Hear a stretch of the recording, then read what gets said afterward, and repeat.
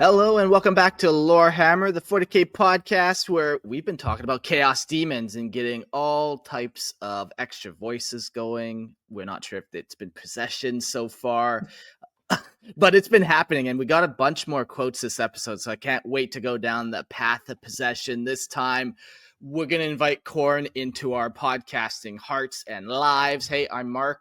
Joining me today, we got Christian. Hey, everybody. I'm here to share in everyone's favorite god, Which is? Khorne. Yeah, I've heard of him. Spelled with a K. Oh, yeah, okay, yeah. Now we're talking. I thought you were talking about corn, wheat, crops. That's everyone's favorite food. And not because they like it, because they have to eat it, because it's in everything. Stupid Americans. Yo, Jordan, we got Jordan with us as well. Hey guys, I'm back and I got my good recording equipment finally again because I came back home. Some would call it Canada, others would call it the 51st state. It's like I really actually never left the United States. Barely tell the difference. Yeah, I'm basically in my own country still, so. It has been nice just watching you go from different house to different house, and I'm kind of creep in the background, like. I finally have my good background and my good camera and my good mic. So. Nice. I love that. And I'm rocking Starlink nowadays, and Christian still sucks. But hey, we won't let that get us down this time. No, sir, we won't. Let's do some quick. Yeah, you're actually coming through really good. Oh, yeah. I've been noticing the difference. I used to have like 15 MPs or some shit, and now let's just say it's been like 5 times better. So let's just go with that number. People have been going like MPBs, what's your up, what's your down? I'm like, I know 40K if you want to talk about that. What do I look like, a podcaster? I don't know internet stuff. Do I look like a fucking nerd to you? Jeez. Speaking of fucking nerds, I'm looking for sound editors. If you want to edit episodes of Lorehammer for me, that'd be greatly appreciated. Basically, we just removed some awkward silences, some some truly horrendous jokes. So if you want to know the deep secrets of Lorehammer, sign up to become a sound editor, and you can edit the show. So we have a pretty good crew, but there's a high burnout rate. I demand a lot from you my will staff. Die. Yeah. It's pretty much like I'm feeding 1,000 sound editors a year the golden to this throne. podcast. Yeah. So if you want to be a part of that cool project, email me and we can get you involved in editing Lorehammer episodes, which, like I said, is very simple. I can teach anyone to do it. Honestly, it's just a time thing, and I don't have time to do it myself with writing episodes and recording. So, shoot me a message on lorehammerpodcast@gmail.com. You can email me. And if you also want to help support the show without the soul binding ritual, you can always join the Patreon and join the Imperial Tithe and offer yourself that way. That gets you an ad-free version of $2.50 a month, or you can get video versions and see all of our faces for $5. That is a price to see our faces. And you pay us, not we pay you.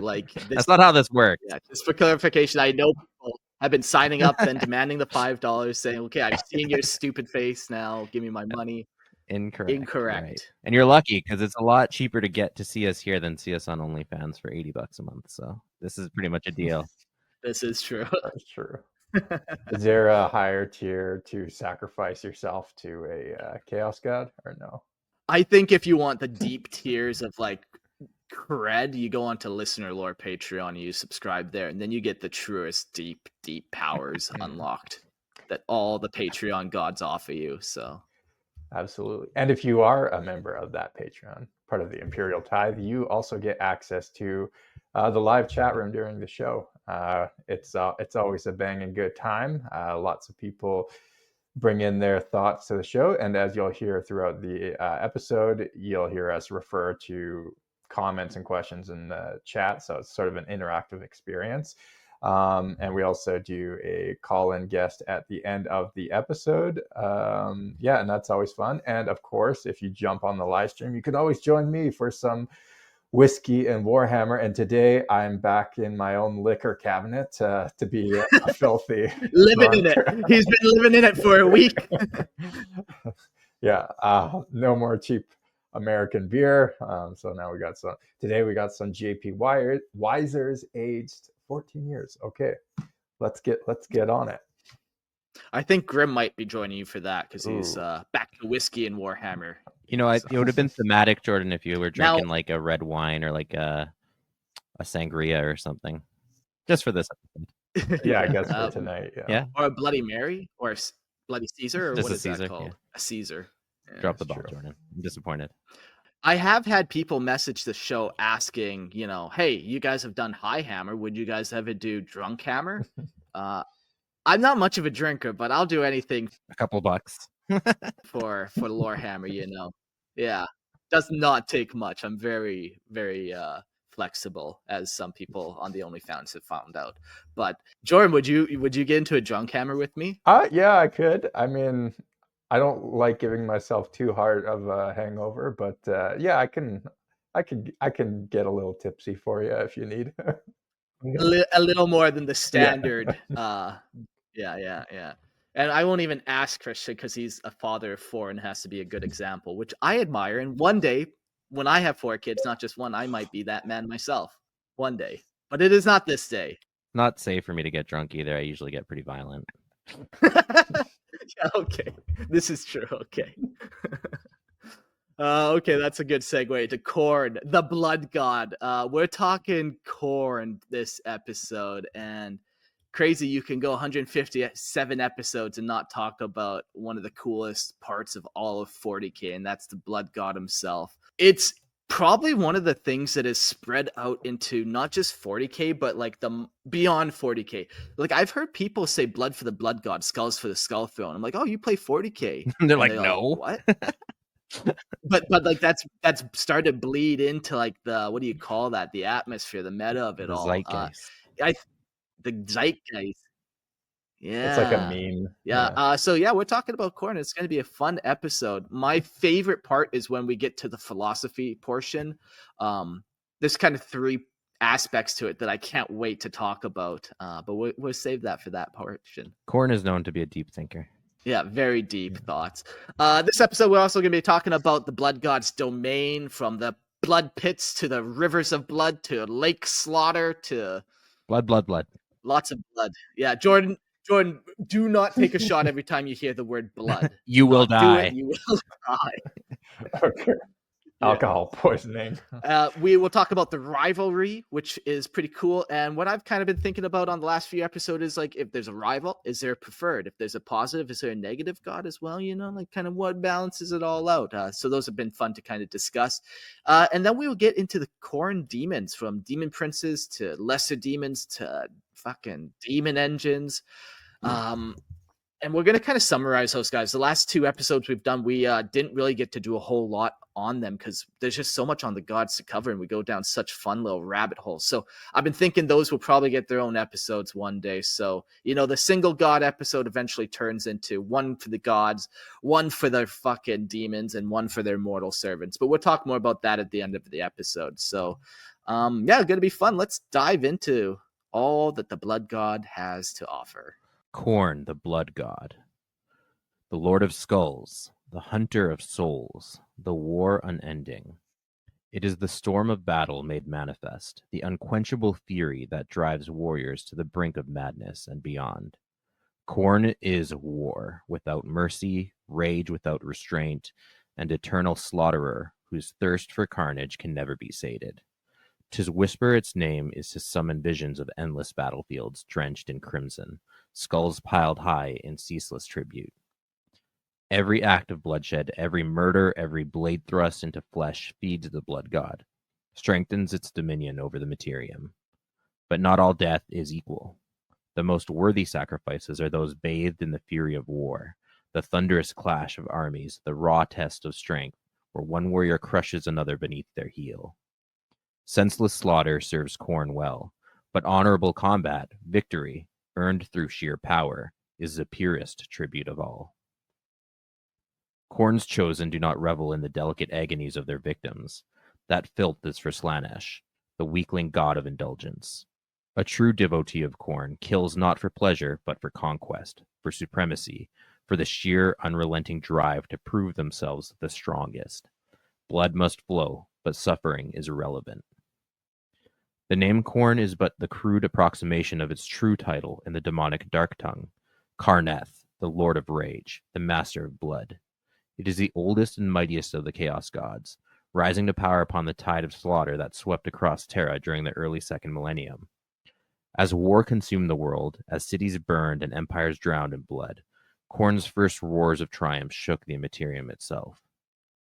It is the destroyer of civilizations, the executioner of worlds, the end of all things. The blood god has no need for honeyed words or deception.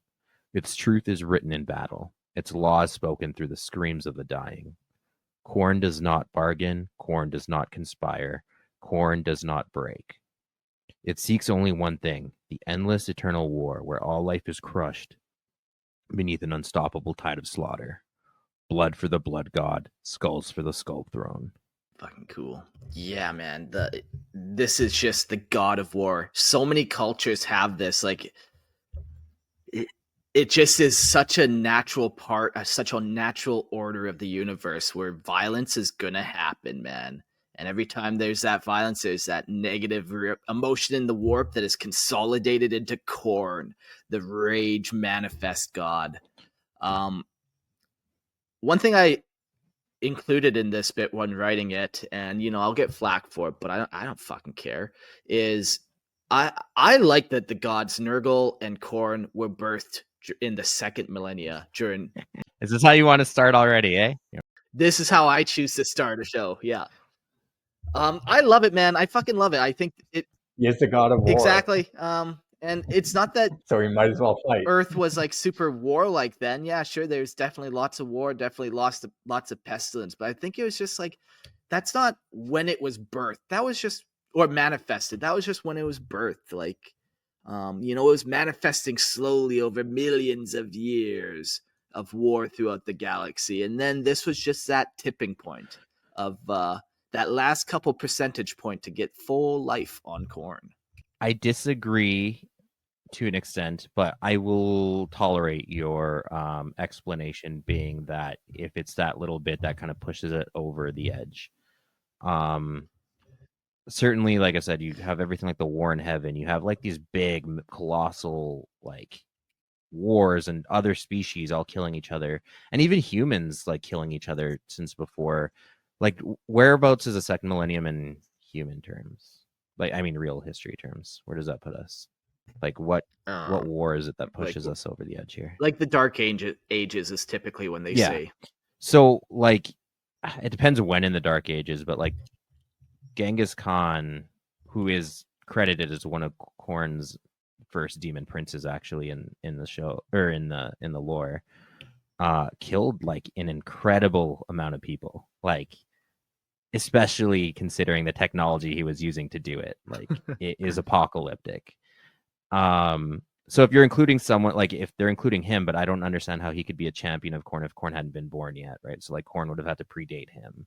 So like you had lots of violence in human history before the medieval era. And yeah, the medieval era was violent, but I also think that's a modern misunderstanding of that era too. It wasn't as violent as people assume it to be. Conflict was like a lot on a smaller scale because people could raise only smaller armies and things. Yeah, and when you read a history book, you suffer from over the course of 100 years, you could read about 5 big battles, where lots of people died, but that's over the course of 100 years. It just seems like it happens all stacked up really close. Yeah, when it's all condensed like that. Yeah. Now, my other factor for why I really like this kind of theory, and I've always liked it, like it used to be true that they were born in the second millennia, way back in the day in older editions. But the other reason why I like it is the more I read about Lorehammer and Warp and the gods and all that, I just think that humans have something special that no other race has. And we've talked about like how if you're eating meals, if the dark gods are eating different meals, how humans are going to be a meat and potato meal. It's just hearty. Where if you eat an Eldar, it's going to be a dessert. If you eat Tau, you might as well just be eating a leathery boot. I just think, okay, so yeah, sure, maybe they didn't contribute fully to birthing and causing Khorne during that time, but they're that little bit, and just that special connection that we have as humans. Sure. Was enough to take it over the edge. It would be hard It would be hard to imagine, though, only simply because of the human population at the time was even insignificant to what it is right now, much less in the 41st millennium when we're talking, I don't know, what is it, trillions? Like, isn't it just like the volume of population affects the warp less? If that question makes sense. Yeah, that's an interesting one. Like, okay, so I'll propose a different question first. Like, so Khan killed a bunch of people, like Christian said, like a huge percentage of the population. So I wonder if an act of killing like 99% of your society and your civilization, not that Khan did that much, but if that percentage makes a difference, or if the numerical number, the actual number. Yeah, exactly. It's the warp, so it could be either ways. And like, what does the psychic backlash of killing almost your entire race do in the warp? That's like true. That probably is more of an impact than it killed 1 million people, but we have a population of 10 trillion, so who cares? Yeah, like there's Pol Pot, who's often overlooked as one of the great dictators of the 20th century. Great. Infamous. In terms of like he killed far less than Mao or Stalin or Hitler, but he in terms of proportionality, he killed like 1/3 of his own people, which is way more than Mao or Stalin ever did, right? Like the amount of devastation in Cambodia it's actually hard for us to even imagine causing that kind of mayhem in your own country, and you kind of feel that a little bit, emotionally, on a, dare I say, psychic level. Yeah, like places hold like some type of emotional resonance sometimes, where you walk into a place and you get vibes and shit, and who knows what that is. Maybe it is Yes. Khorne feasting on fucking emotions. Who fucking knows? But that's neither here or there. Ultimately, as soon as Khorne was born, he extends across all time, and he's always been born. He always was there. So it's kind of an irrelevant point anyways. But I will say a couple of things. One, they often say that the first profession was prostitution, which is Slaanesh. No, I think it's the oldest profession. Yeah, sorry. Hard disagree. Like 100% people were killing each other before they were exchanging sexual services for money. 110%. So I think warfare was the first profession. Why pay when you can get the cow for free? Some people would argue that sex is always a transaction. Yes. Those people are wrong. We don't need to hear what your wife thinks, Jordan. Come on. The other thing I will say is, like, if you're incorporating like all of the second millennium, that would put a pretty large era to draw wars from, which includes the bloodiest eras of history. That includes like World War I, World War II. Like we actually went through the bloodiest, just in sheer body count, the bloodiest era in human history. So the last century of the last millennium. Yeah.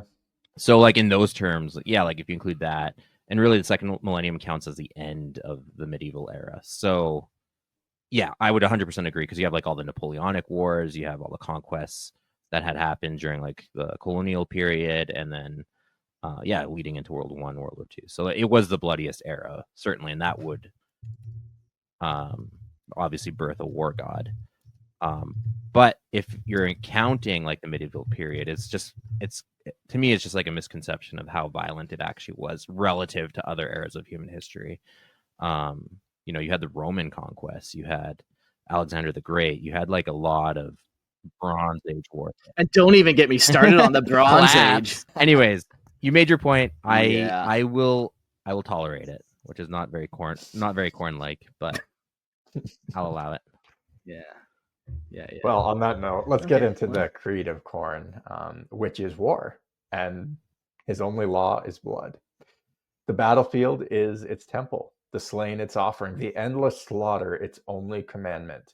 Where blades clash and warriors fall, Khorne reigns supreme. From the blood-drenched sands of feral dueling pits to the fire-blasted ruins of entire planetary war zones, every war fought is a hymn to the blood god. Khorne cares not from whence the blood flows, only that it flows. Friend, foe, brother, father, comrade, all are equal in death. The warrior who slaughters his own proves his absolute devotion. is understanding that there is no bond, no loyalty, no kinship greater than war itself. To take life is to give tribute. To let a day pass without killing is to invite Khorne's scorn. Yet for all its hunger, Khorne does not waste its wrath on the feeble. The weak do not deserve the blade. They are beneath notice, unworthy of the skull throne. True glory is found in warriors breaking warriors, champions pitting strength against strength, the defiant being crushed beneath the unstoppable. It is martial honor soaked in crimson, the forge of battle testing the mettle of the mighty. Blood for the blood god, skulls for the skull throne. This is the sacred cry of Khorne's disciples, screamed into the fire of war as they carve a path of ruin through flesh and bone. In the frenzied carnage, they bellow the call. Kill, maim, burn. And when the battle rages thick, when blood splatters, their armor and bodies pile high, the berzerkers of Khorne, Khorne's chosen, roar their final decree. Break their backs. There is no greater foe to a warrior of Khorne than those who deny the purity of battle. The wretched disciples of Slaanesh, degenerate filth, who kill for pleasure instead of conquest, are despised above all. And the scheming cowards of Tzeentch, who whisper in shadows and weave their sorcery instead of facing death with steel in hand, are considered weaklings unworthy of combat. Strength is truth. Slaughter is devotion. The strong stand, the weak are torn apart, and Khorne's name echoes in every dying breath. The war never ends. The blood never stops flowing. The skull throne rises ever higher. Of all the fucking factions, man, like I was saying, they have the most iconic quotes that you can yell. Yeah, it's fun yelling "wog" every now and again, but you also sound like a retarded person. Yeah, break their backs. Like I just picture Bane breaking Batman's back in like this savage act. Kill, maim, burn. All the quotes are so classic for sure. Yeah, he's like the just pure berserker. Like, I don't know if you play like MMOs, he's like the tank, right? that's his whole role. You also can see a little bit of Khorne's good values poking through here. Very, very, very good. Peculiarly here. Yeah, good values. He shows mercy to the weak oftentimes. Like he's not out there wanting to just go kill mindlessly. Like, yes, That's part of it. but also like he would prefer you go out and find an admirable enemy and you kill him and you bring back that skull. Yeah, you can bring back 1,000 lesser skulls, but that's not necessarily the goal, and that's not necessarily what's going to please Khorne the most. There's a little bit of that martial honor in there too, and you don't kill an unarmed person in the same way. It's not the same glory. It's more like incidental killing. It's not. There's nothing in it really. It's not. The blood isn't as rich as if you slay the enemy's champion in single combat. But having said that, Khorne doesn't care where the blood flows. So. Yeah. It's like it's like you said, it's like a little soul and a bright soul. It's like it's a Khorne blessing a little bit. But he doesn't really care if you're slaughtering women and children. He wants you to like go find the biggest, meanest guy. That's where the real like blessings of Khorne come from. I was gonna say something on that line. I forgot. Carry on. We'll carry on with learning about the Lord of Skulls. Khorne, the blood god, the Lord of Skulls, the bringer of war. His name is roared across the battlefields of eternity, carried on the screams of the slain. His wrath is endless, his thirst unquenchable, his dominion built upon mountains of skulls and oceans of blood. The first blow struck in anger, the first blade driven into flesh, the first war cry bellowed in defiance. Each was an echo of his will. He is not merely a god of war, he is war incarnate. Schollards and cowards waste breath debating his origins. Oh, shit. Okay. But it is only one truth. Khorne was, is, and always shall be, or he always is, was, and shall be, Some claim he willed the first warrior to pick up the stone and cave in the skull of his kin. Others whispered that the first surge of unchecked fury gave him life. It does not matter. The warriors who walk this path do not speak of such things. They are too busy spilling blood, breaking bodies, and feeding their god with slaughter.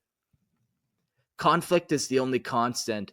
It is the fire in the belly of warriors, the fuel of empires, the forge of the strong. Hatred, ambition, hunger, vengeance, every impulse that drives one to dominate another serves Khorne. There is no peace, no respite. Even the feeble fools who claim enlightenment survive only because their ancestors crushed their rivals beneath iron-shod boots. The universe is war. Those who deny it are liars or weaklings, destined to be trampled underfoot. Man, I'm fucking taking this episode personal. I'm feeling attacked a lot of the time here. I'm like this peaceful island vibe boy. Like, let's drink some coconuts, man. And not a fan. Khorne would not like me. There is no mercy, no compromise. The strong rise, the weak perish. This is the law of existence. Just as Chaos Space Marines crushes a grot's frail body with his gauntleted fist, so do civilizations fall beneath the might of those willing to seize power with blood-stained hands. Khorne does not care for excuses or hesitation. Only battle, only carnage, only the brutal, unrelenting cycle of destruction that feeds his endless hunger. Blood for the blood god! Skull for the skull's throne! Oh, I fucked it up. My guy had a lisp. Man, are we gonna have to make that phrase every time we end a section? Is that the thing? Until you do it right. And And the only right way to do it is to kill one of the other lore hosts and provide the skulls too. offer up their skulls. Yeah. I remember what I was gonna say about that honorable killing thing. It's almost like the Predator. The Predator is like this unstoppable, from the Predator franchise. Just this unstoppable killing machine, but he hunts targets that he thinks of as a challenge, right? Like there's people who have like cancer, who are sick, who might be pregnant. That's not like, they typically just leave you alone at that point. Granted, again, a Khorne berserker probably not going to leave you alone, but they're not actively hunting a weak target. They're hunting the best kills on the battlefield. Yeah, like if you pull up to a demon ritual to summon a great bloodthirster demon, and you sacrifice just some like 70-year-old hag. Hey, don't talk about my mom like that. As opposed to like I don't know, as opposed to like loyalist space marine, like very big difference in value there. So Khorne, the ever slaughtering, the brass tyrant, the war given form.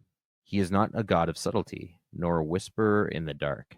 He is wrath incarnate, fury given flesh, the master of slaughter whose very presence radiates ceaseless rage.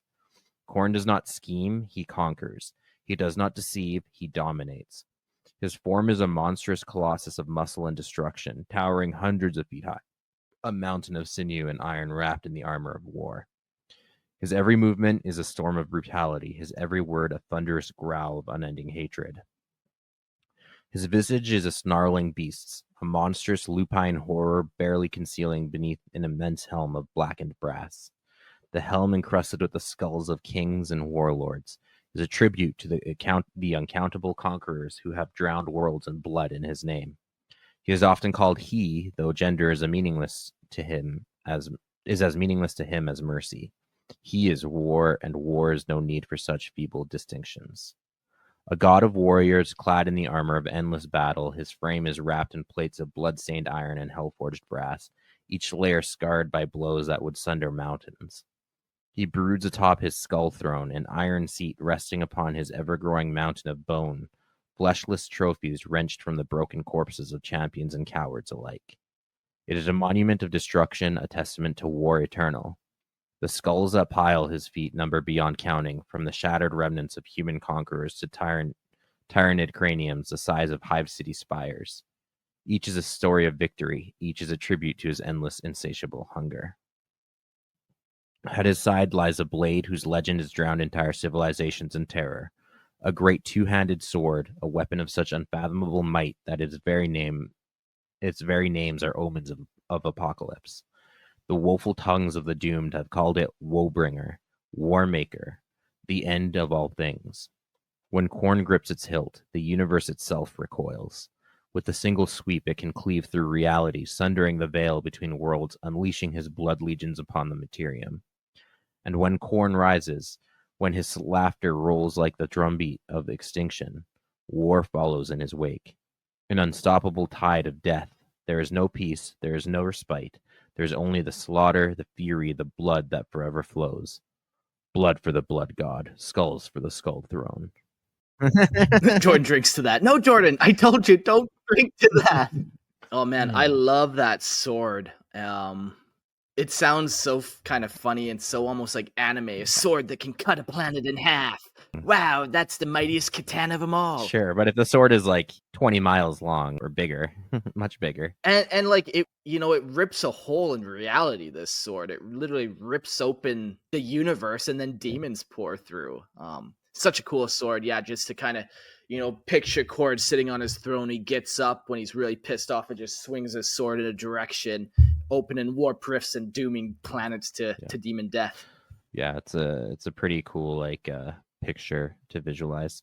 None of the other gods really have like an item like that, do they? Like Nurgle has his cauldron. Oh, I guess. Yeah. And that's his thing. That can kind of be comparable. Yeah. Slaanesh Don't say it. has Don't his say we can't say that. We all know what it is. Lord Legal said don't. And it's got spikes and it's just the same size as the Woolbringer. One interesting about Khorne though is he doesn't leave much. Like he kind of sits on his throne and he stands up, and that's pretty much it. He laughs at you, but he's pretty stationary nowadays. Got to sit for a bit. Yeah, he kind of makes me think of Khorne from Conan the Barbarian. Khorne is a lot less caring. Like he just doesn't care. He like the whole thing is that he makes you strong to be able to like live your life, but that's as far as he's willing to help you. But he still has this whole picture of him just sitting on a throne, kind of just watching as things happen to people. Terrible, awful things happen to people. All right, shall we get into the titles of Khorne? Khorne, the blood god, is known by many fearsome titles, each reflecting his insatiable hunger for slaughter and war. As the Lord of Skulls and Taker of Skulls, he demands endless tribute from the battlefield, his throne built atop the remains of the slain.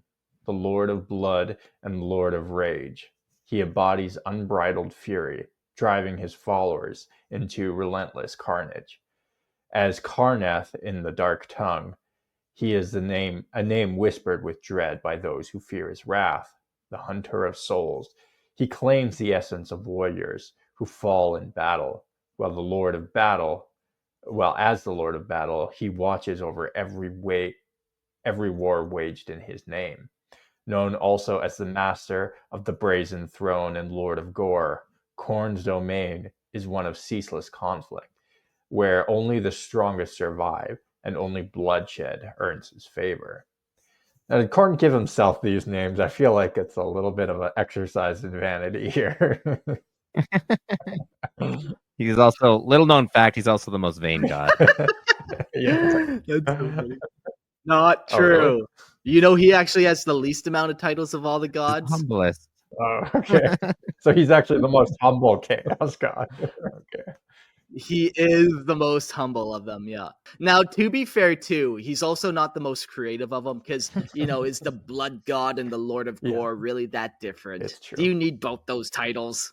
I'm the Lord of Skulls and the Taker of Skulls. Yeah, we get it, bud. We'll talk about his domains and kind of what powers him. Khorne's domain is one of endless war, where hate, rage, and bloodshed reign supreme. He is the god of warfare in the purest, most brutal form, where strength and courage are tested through slaughter, and the only strong survive. His essence is found in every act of violence, from the disciplined clash of armies to the reckless, indiscriminate murder of the weak. Hatred fuels his realm, and wrath drives his followers into an eternal frenzy of destruction. Though he despises sorcery and trickery, he values martial honor and raw strength, rewarding those who prove their might in battle. Blood flows endlessly in his name. For every kill, every war, and every act of slaughter is an offering to the Lord of Rage. This god it's pretty straightforward, man. Like I said, good thing we're not doing any drinking games, because you would die quick every time we mention go kill somebody, Yeah, do a violent act. Yeah, it'd dare say be it, bad. but I almost feel he's a little one-dimensional. Maybe even a little boring, and just how. Boring, Jordan. Yeah, I mean, maybe I'll get into this near the end, but I don't know if I'm like the biggest fan just in terms Yeah. of the one-dimensionality of it. That might apply to all the four major chaos gods, but I feel like it applies even more so to Khorne. At least with like the other chaos gods, you can play around with the story a little bit. Yeah, I don't know. Fight me. Khorne is as deep as a puddle and as vast as the ocean of blood. How very Khorne of you to say. Yes, I will. Let's look at his manifestation. Khorne, the blood god, the lord of war and slaughter. A towering titan, a behemoth of muscle and fury, Khorne is the embodiment of carnage. He stands hundreds of feet tall, his frame a grotesque monolith of destruction. His face is a snarling visage of a savage beast, a dog of war, the teeth bared in eternal hunger. His baroque helm, adorned with the skulls of the fallen conquerors, hides a monstrous visage, but none can mistake his presence. Khorne is wrath incarnate, a god of endless fury, and commands the blood to flow in torrents. His physique is a nightmare, swollen with rage and twisted beyond mortal recognition. He is swole, isn't he? How much... Yes, let their rage fuel Khorne. His body is encased in thick plates of brass and blackened iron, forged in the fires of battle and drenched in the blood of countless victims. Each word from Khorne's throat is a growl, a promise of violent death, and the very sound of it is a hammer, an echo of annihilation. His roars of bloodlust ripple across the realms of chaos, summoning the slaughter. Khorne sits upon his skull throne, an infernal seat carved from blackened brass, towering above a mountain of skulls. The skulls are the trophies of his endless wars. Fleshless heads of fallen champions, slain enemies, and broken foes, their hollow eyes staring into eternity. The pile grows endlessly, a monument to death and destruction, filled with the skulls of hundreds of thousands of species. From the lowliest human head to the gargantuan skulls of monstrous tyranids, the size of Hive City blocks, every skull feeds Khorne's insatiable hunger, yet none ever sate it. Blood will always be spilled, more death will always be claimed. In Khorne's grasp rests the legendary sword. I feel like we kind of covered all that already. All right, so Khorne's throne of skulls, a monument to murder. At the heart of Khorne's domain stands his mighty throne, forged from brass and blood, towering above a sea of carnage and slaughter. It rests atop a mountain of skulls, a grotesque testament to the thousands, no, millions of lives obliterated in the name of the blood god. These skulls, fleshless, hollowed eyes staring into eternity, belong to Khorne's victims, his followers and his champions alike. Each skull, each shattered bone feeds the blood god's insatiable hunger. The mountain grows even higher, built on the corpses of the fallen, and the sea of blood never ceases to swell, eternally nourished by death. Khorne's champions march to battle, leaving naught but slaughter in their wake, and each kill is another tribute to the blood god. The blood spilled is not just a sacrifice, it is a blessing. For Khorne cares not who falls, only that the blood flows. Whether ally or enemy, friend or foe, the blood god is fed by death without distinction. By the foot of the throne lies a great forge, where weapons and armor are forged in fires of war by Khorne's followers, both mortal and demonic. The fires of creation burn hot, crafting tools of destruction to carry out the endless wars of annihilation. Each weapon, each blade, each skull-crushing hammer is an instrument of death forged for one purpose: to kill, maim, and destroy. Khorne, the chaos god of unbridled rage and violence, is the very embodiment of mindless brutality. He is the wild bloodlust, the storm that cannot be stopped, the fury that slaughters anything in its path. His desire to destroy is a relentless hunger, a desire to rip apart every living being, and it is only through battle that this lust is satisfied. Khorne's appearance is a terrifying force, a destruction of destruction, a tower armored titan covered in plates of strange alien designs, each one carved with the repeating motif of skulls, a mark of death, a herald of doom. His winged helm covers a face twisted into a bestial, gnarling visage, a mouth perpetually dripping with blood, a symbol of the endless thirst for violence. In his hands, he wields a rune-etched sword or axe, instruments of devastation that cleave through all that stands in his way. In more primitive depictions, Khorne is shown with claws, fists of fury, ready to tear and rend flesh with raw, brutal force. The true followers of Khorne are few, but their numbers are ever dedicated to the will of their god. They march, fight, and kill with unrelenting zeal, for they know that every death, every sacrifice only strengthens the blood god. And in the end, when the blood flows freely, when the battle is won, it is Khorne's laughter that echoes over the carnage. Just a couple more very subtle distinctions of how different blood flows please Khorne. You know, it all makes him happy, like we said, but there's a couple different ways that he likes it. Like, what is it to be a true follower of a Khorne that there are so few of them? Is it? Maybe that's it. Yeah. Like, is it like lots of people will do violence act, but like only the true followers do it in the name of Khorne? And then, you know, are you doing it in the name of Khorne? Or are you just trying to get power? Yeah, and I was gonna add, like, getting lost in the bloodlust still doesn't quite do it either, right? And I think that would be very easy to fall into, like, when it's no longer even like the intentionality, you're just like killing for the sake of killing. Yeah, because I guess like part of the reason why Khorne likes the killing is like what it brings. It's the conquest of it. It's like the pride. It's the accomplishment or whatever. So if you're just doing it mindlessly, you lose some of that, like that extra gusto, you know. And if pride is emotion too, that Khorne would be feeding off of, yeah, I guess he'd want you to do it kind of that way. Yeah, again, right? Like when you go in and like you start slaughtering like families, like sure, that's fine for Khorne follower, but you're kind of losing the point there, my guy.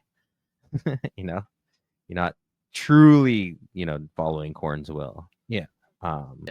Yeah. Like every time you get into a fight with like a big burly opponent, you're like, yeah, I'll sit this one out. And then every time there's just like a village of innocents, you go slaughter them. Like, Khorne's not gonna like you.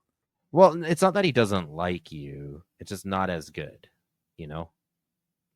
Yeah, there's a difference. Yeah, So yeah. It's not like It's not like don't do that. It's just like that's not as good as if you actually seek out a worthy opponent. We'll get into Khorne's sacred number. Khorne's sacred, his sacred mark. Khorne's sacred mark is a symbol of his savage and unyielding power, a mark that strikes fear into the hearts of those who encounter it. Often a jagged, bloody ruin or the image of a skull surrounded by flames, this symbol represents the eternal dominance of war, bloodshed, and violence. Those marked by the Khorne are forever bound to his will, their flesh branded by the blood god's fiery wrath. The mark is a badge of honor for his followers, signifying their devotion to the relentless cycle of battle and death. To bear the mark is to embrace unrelenting rage, to walk the path of slaughter with no mercy, no retreat. For Khorne's demands only victory and the spilling of blood. Take it off, name. you. Yeah. I've seen a lot of people with the Khorne tattoo who are not living up to it. So step up your game. Yeah. If you don't want to kill a person, I get it. You don't want to go to jail. Just start with some puppies. Start small. But you got to get that body count up if you got the Khorne tattoo. This is why we need those sound editors. Yeah. Yeah, the symbol of Khorne. To me it like vaguely, I think, looks like a skull. Like the two eyes, like the nose, and then like a very primitive kind of design of a skull is what I think it kind of is reminiscent of. I don't know. What do you see in the Khorne symbol? salvation. No, I never seen that before, but now that salvation. I never seen that before, but now that you've said it 100% bang on it, it's a skull kind of a very yeah, it's a skull drawn by somebody who doesn't care about drawing. Yeah. Yeah. Someone who kills more about killing. Yeah. Yeah. In a war that can't be mentioned, there is a unit that uses that symbol too, and they call themselves the Khorne unit as well. So they are out there. All right. Sacred number 8. Khorne's sacred number is 8, a symbol of endless repetition and the unyielding cycle of violence and war. The number holds great significance in Khorne's domain, representing both the eternal nature of conflict and the constant march of bloodshed. The 8-pointed star, often seen on the manifestations of Khorne's power, embodies his insatiable hunger for war, with each point signifying a different aspect of his domain: rage, strength, brutality, and the cycle of death. Followers who hold the number 8 in their hearts and actions believe that every battle is but another in an infinite line of wars, where Khorne's thirst for blood and destruction can never truly be quenched. To worship him through his sacred number is to surrender oneself to the relentless, cyclical nature of violence that defines a blood god's realm. Yeah. So everything you'll notice with Khorne is like in 8s, kind of like all the other sacred numbers for the Chaos Gods. Their units tend to be in 8s. They have the 8 bound with 8 demons. And everything is 8.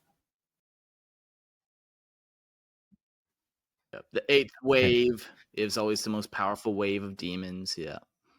I did notice there when writing these notes too that he has 8 points on his icon or whatever, and each one represents a different aspect, and then they name a couple, and they name 4. And I think, yeah, that's Khorne. It doesn't care if that's only 4. Doesn't know how to count. That's fine. I'm not going to bring it up. Doesn't know how to count.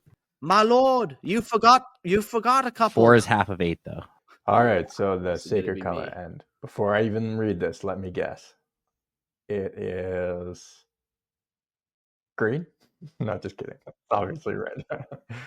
Khorne's sacred colors are red and brass, representing the unyielding fury and brutal might of the blood god. Red, the color of blood, embodies his unrelenting thirst for slaughter, symbolizing the violence and carnage that flow through his domain.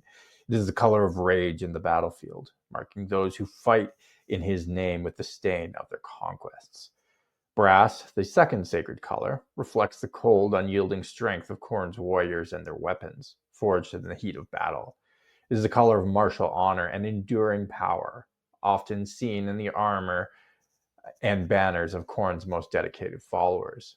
Together, these colors form the very essence of Khorne's brutal empire, a realm where blood is spilled without end and strength is tested in the furnace of war. I think I asked you this, Christian, on the Tzeentch episode we did. We were talking about sacred colors and just how we understand you need to have units of 8. 8 is the number, but then when it comes to color, not everyone paints their demons the specific color. How does that make you feel? Like if someone did blood letters in a different color? It seems wrong. It seems wrong, Jordan says. Interesting. You're the first person besides me who said that. Oh, really? Yeah, like if they actually have a sacred color, why would you paint them anything else other than? Because some of us are creative, Jordan. Some of us are deeper than Khorne. I don't hold true to this as much as I do. Like, this isn't my biggest pet peeve, but it is a huge pet peeve of mine. Like, it's almost Primaris level, We'll put a couple points down. Like, I think the sacred color matters, man. Just like when you put down the 8, you have to be painting your models red. It's like painting Ultramarines, man. Like, this is a specific thing that we're up to here. We're not just painting any old demons. We're painting specific things. Yeah, you can also I don't know, there's different shades of red that you could play around with. Have you heard of burgundy? Yeah. A deep maroon. But yeah, I wouldn't take too many liberties if I'm gonna make a unit that is specifically for this god. I would be going in that direction. Yeah. And now, having said that, like when I'm talking about color schemes, I definitely specifically only mean demons. Like if you have a bunch of cultists and they aren't wearing red armor or red clothing, like that's a different thing, you know. Talking like the literal Yeah. manifestations of Yeah. Okay, you guys bring me in on like the painting conventions. Okay, if you go to like say an ultramarine, which should be blue typically, is it like if someone were to take liberties with the color blue on an ultramarine, is it still an ultramarine or is it something else? Something else, man. Yeah, Well, that's what I think. but it depends though. Here's a stupid thing is kind of what you're saying about the range of colors. Like there's a range of blues you could do. Ultramarines, ironically enough, are often described as being cobalt blue. Those bastards. Because it might be too redundant to say the ultramarine colored ultramarine warriors in every sentence of a book.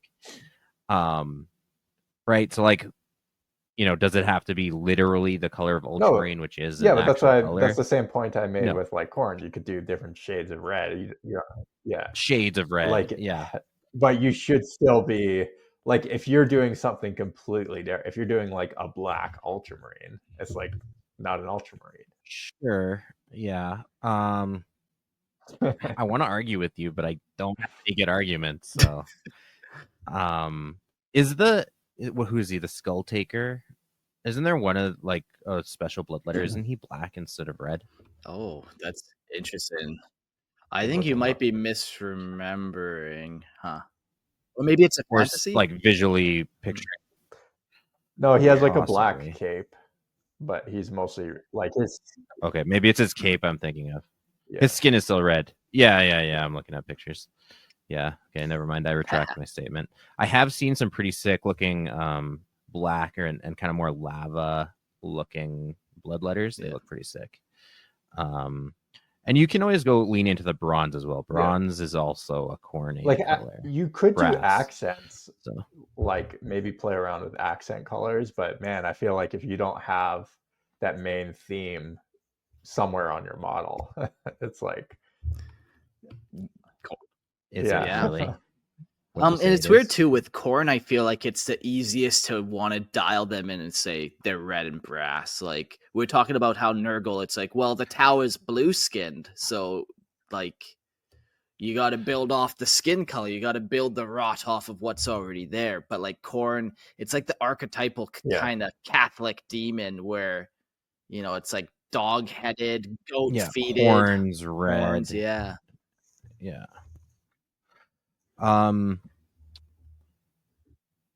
will say other species might not bleed red. So with that logic, you might get away with different colored bloodletters. Aha. I finally came up with an argument. Wow, really, really clever of you, Christian. Yeah. I remember in the Dawn of War games for a long time, people were pissed off that the Tau were bleeding red because they're supposed to be bleeding blue. But yeah.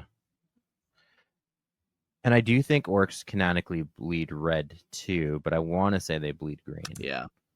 It's chlorophyll that comes out of their I always veins. pictured them bleeding green, actually. Just in my mind. Did you? But since it's... Or you can go Tolkien orcs and they'd be that's black. nice. What about like no blood? Like what if you cut them and it's like not really, like maybe it's almost like picture like almost pus. Yeah, almost like a super thick kind of gel almost. Where like it yeah, like an aloe They vera. are like a fungus, right? So yeah. I mean... That's kind of cool. Now I got to think of like a novel that actually describes it. I'm sure the author was probably lazy and just made them bleed red. But these are the questions that the followers of keep you up at night. Philosophers of Khorne talk about. If I kill an orc, does it truly what bleed? blood color is it? Is a green bloodletter really a bloodletter? I think not. It would be interesting, actually, if they do or don't bleed certain colors. If Khorne, like ironically enough, orcs are probably the most naturally cornate, and if they don't give power to Khorne strictly because they don't bleed. Well, no, like they have their own gods, which we'll talk about eventually here in a couple episodes, Gork and Mork, that their power gets to. Just like how Eldar souls will go to Slaanesh first type thing and their powers. So Sure.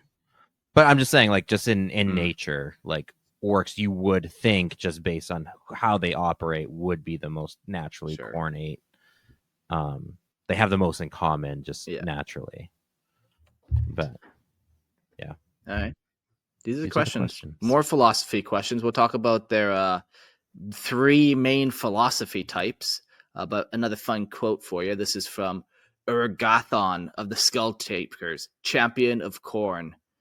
There is no peace. There is only time wasted between battles.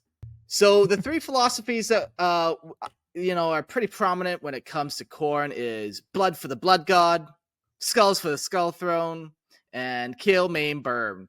These are very deep philosophies that, centuries have been spent unpacking them. But, I did it in an afternoon, and here's what I came up with. Khorne's philosophy of the blood for the blood god is a creed rooted in the idea that through the spilling of blood can true devotion to the blood god be demonstrated. For Khorne, bloodshed is the ultimate offering, a gift that fuels his insatiable hunger for violence and war.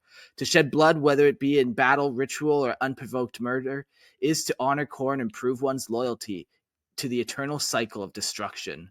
His followers believe that every drop spilled brings them closer to the blood god's favor, and through blood, they are forged into warriors of unparalleled strength and savagery. There's not enough to fight for victory. It is not enough to fight for victory alone. One must kill with unrestrained fury, for only in death does Khorne's true power emerge. Yeah, that's pretty straightforward. You go, you spill some blood. Yeah, I was actually going to mention something earlier when we were discussing like why there might be fewer Khorne followers or actual Khorne followers. My first answer is definitely that they're killing each other too, just in their off hours. But also the idea, we were talking about like the nature of your kills, but also most people don't like.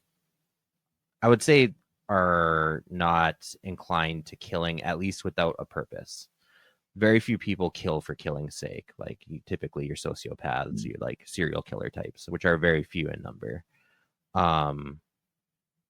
Most people kill with an ulterior objective in mind, right? Like typically if I'm going to commit violence, it's to achieve another aim. And you're usually drunk, yeah. I was going to say, or I'm drunk. But that's like most people, right? Like, they might kill you while they're robbing you. They want the thing you have. Killing you is just incidental to taking your stuff.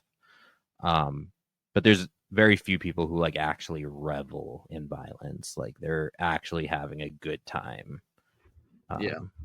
Killing and slaughtering and doing it for the joy of the kill and joy of the slaughter. Yeah. So that could be it too, is like more of a psychological thing. Sure. Which plays into the blood for the blood god, right? Like how many people could truly just kill for the sake of killing? Yeah. Now you kill for it. Brings us to our second philosophy, skulls for the skull throne. The chant of skulls for the skull throne reflects Khorne's demand for constant tribute, a never-ending collection of trophies from the fallen. To offer a skull is to honor Khorne's brutal reign, acknowledging the fragility of life and the inevitability of death in his name. Skulls are the ultimate proof of conquest and slaughter, each one a symbol of victory over the weak, the unworthy, or the foolish. Khorne's followers, in their quest to fill the skull throne, believe that more skulls they collect, the closer they come to becoming the true embodiments of the blood god's power. This philosophy drives them to seek out and slay their enemies with cold precision, leaving behind nothing but the severed skulls of the vanquished. So this speaks more to like that incidental part. Like they're on a mission to collect skulls. They're just like it's a numbers game. Like I need to gather as many skulls, and they'll take it from that family over there and also from the greatest champion of the village. Like they're just collecting as many as they can get. Kind of a segue. I'm working on a Khorne warband, like a Black Legion kind of offshoot. And I'm emphasizing, and this kind of goes to what you're talking about, colors and painting. I'm leaning more into the skulls part of it, like bone, like I call them the bone breakers of Khorne. And like they're the more elevated in ranks, their helmets will be white, like skulls. Yeah, and like their whole theme is more like the bone collecting But aspect. that's like rather than the sweet blood. if you want to incorporate like again another color. Yeah, you can emphasize the white a little bit, just for the bone. You better not be not painting those guys red though, because if I find out, Oh, they're gonna be partially black though, because again they're Ah. Black Legion. But I was gonna say, like, so this is a differentiation. Like Mark was emphasizing the demonic, right? The true embodiment of Khorne, bloodletters, versus like a follower of, right? You could paint in any. Yeah, and this is color. why there's so few followers of Khorne. You fucks don't want to paint the models red. I don't get it, but you don't want to do it. blood There's paint other blood there's god. other aspects of Blood- Khorne.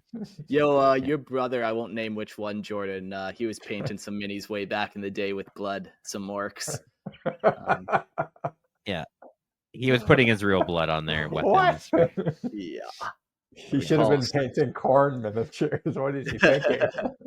What an idiot. The fool. All right, we got another quote here, and then I'll pass it over to Jordan. Prepare the Dreadclaws and unchain the Mad Ones. Glorious battle awaits us today, for the world below has refused to surrender.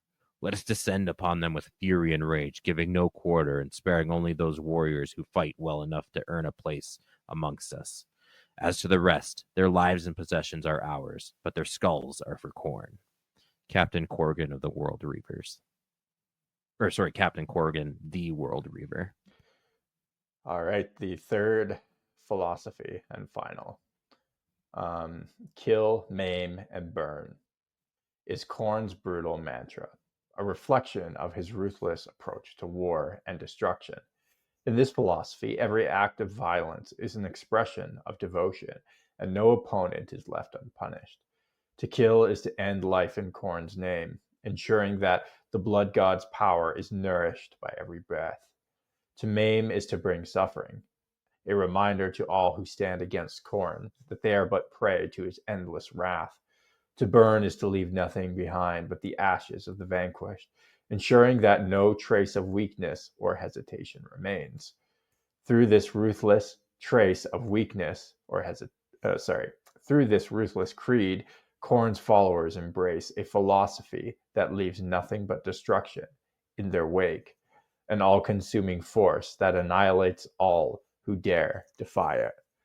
So it's kind of weird to me, like this portion of the philosophy. Again, we were sort of talking about if you follow Khorne, do you just become like an unbridled, mentally deranged lunatic who doesn't really follow Khorne but just lusts for blood? This kind of seems like that almost. This portion of the philosophy is like, can you be so given to Khorne that you're not even really thinking about loyalty, like you've gone beyond your rational senses and you're just almost operating purely on your instinct and lust for blood? Yeah, for sure. Like that's exactly what this one is. This is, you've given in and you're just embracing destruction and chaos and madness and mayhem. Where, yeah, like taking of the skulls, that's almost like conquest. You take something, and the blood is the offering. Yeah, well, like when you're taking skulls, you're being like goal oriented, whereas like the kill, maim, burn is like, it's just there's no end. It's just kill, maim, and burn. Yeah.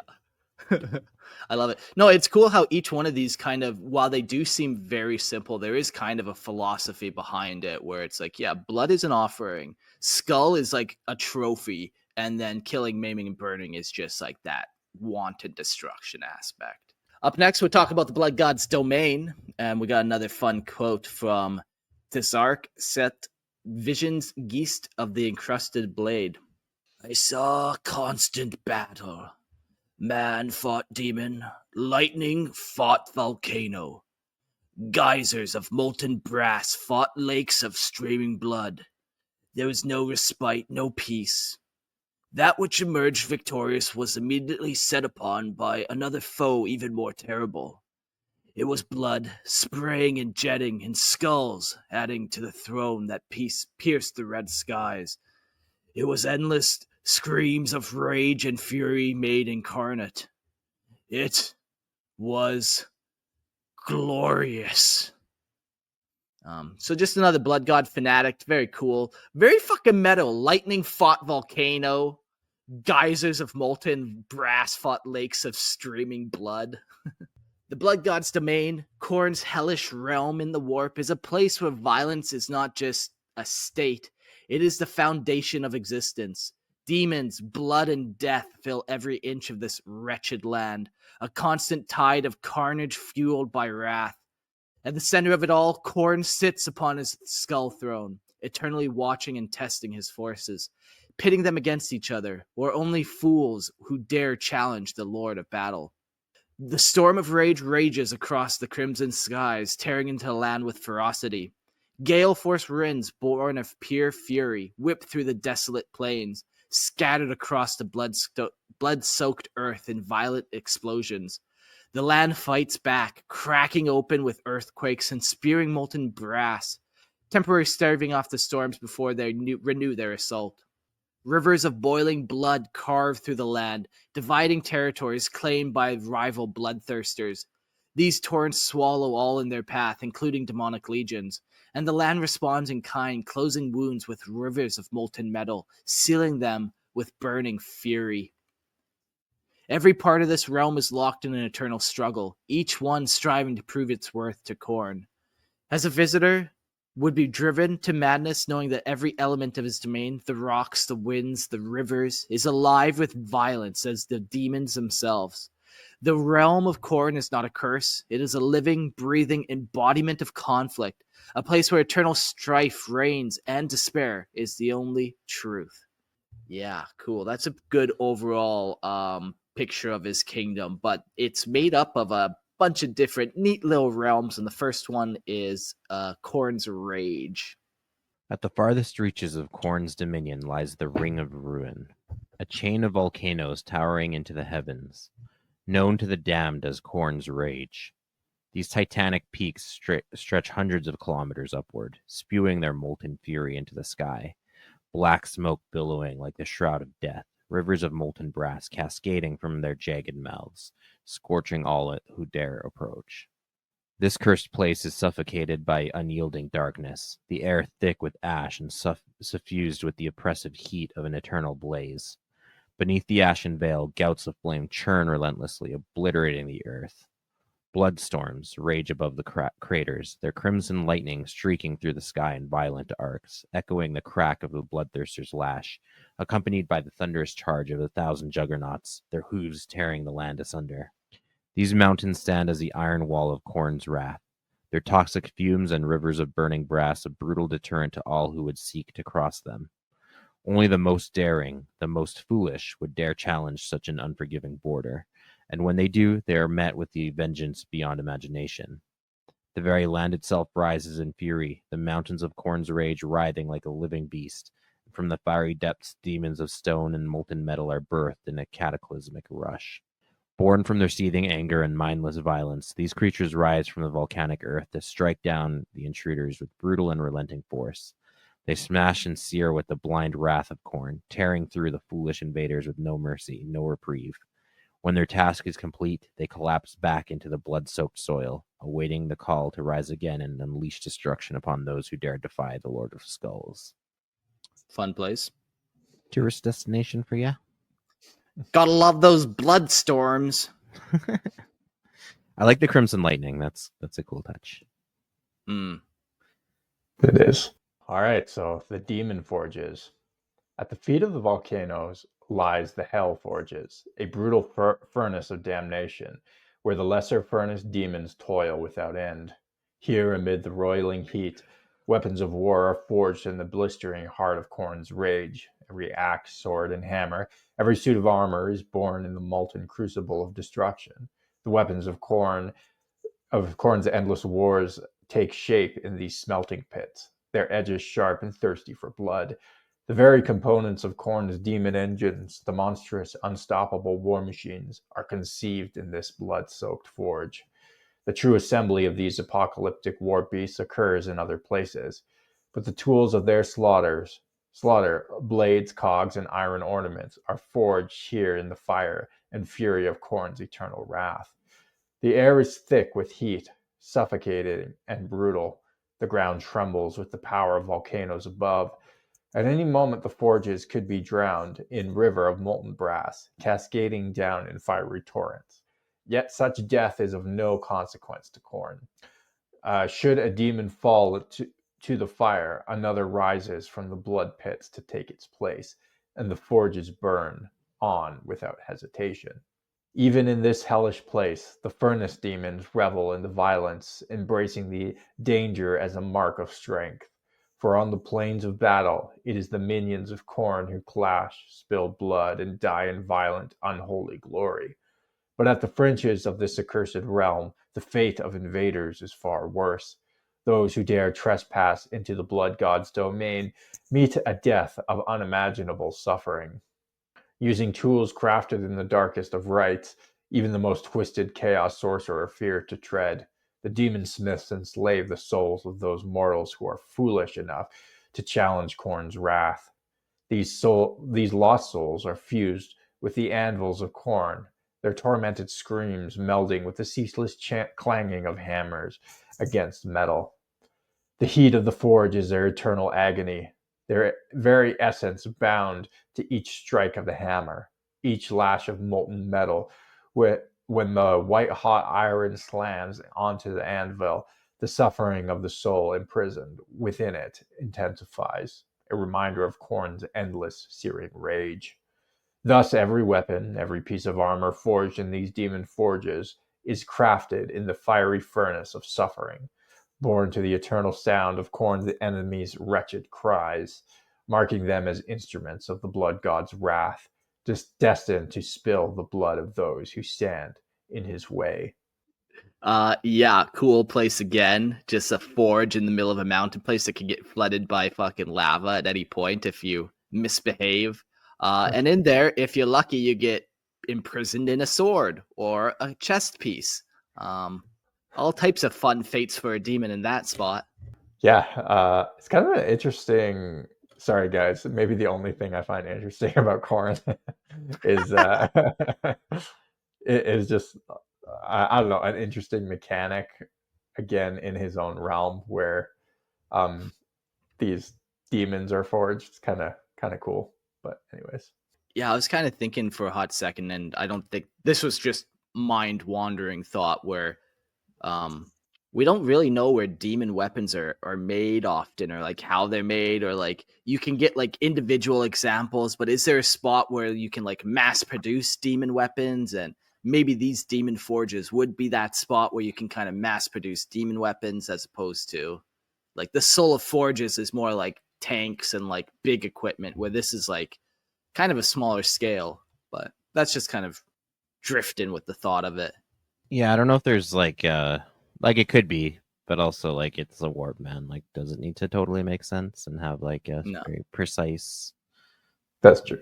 Yeah, and like it didn't really make sense. Like, okay, so why are Slaanesh demon weapons being made there, or Tzeentch ones? Yeah. So it wasn't perfect, but it's a fun spot in the warp that if ever I get the chance to explore, I want to find out where they're making all the demon weapons. If not here, somewhere. You're trying to get one is the problem here. Where can I get one of these things? Up next, we got the blood pits.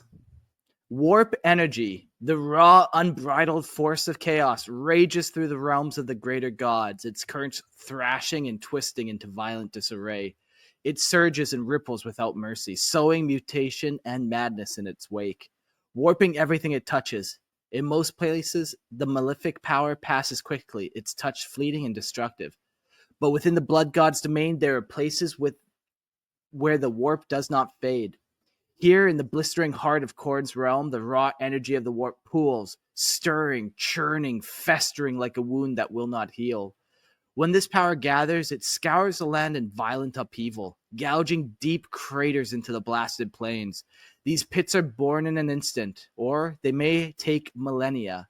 Time is meaningless in the realm of chaos, as merciless as the bloodthirsty god who rules it. Eventually, the warp storms begin to lose their fury, and the terrible energy seeps into the pits they've created.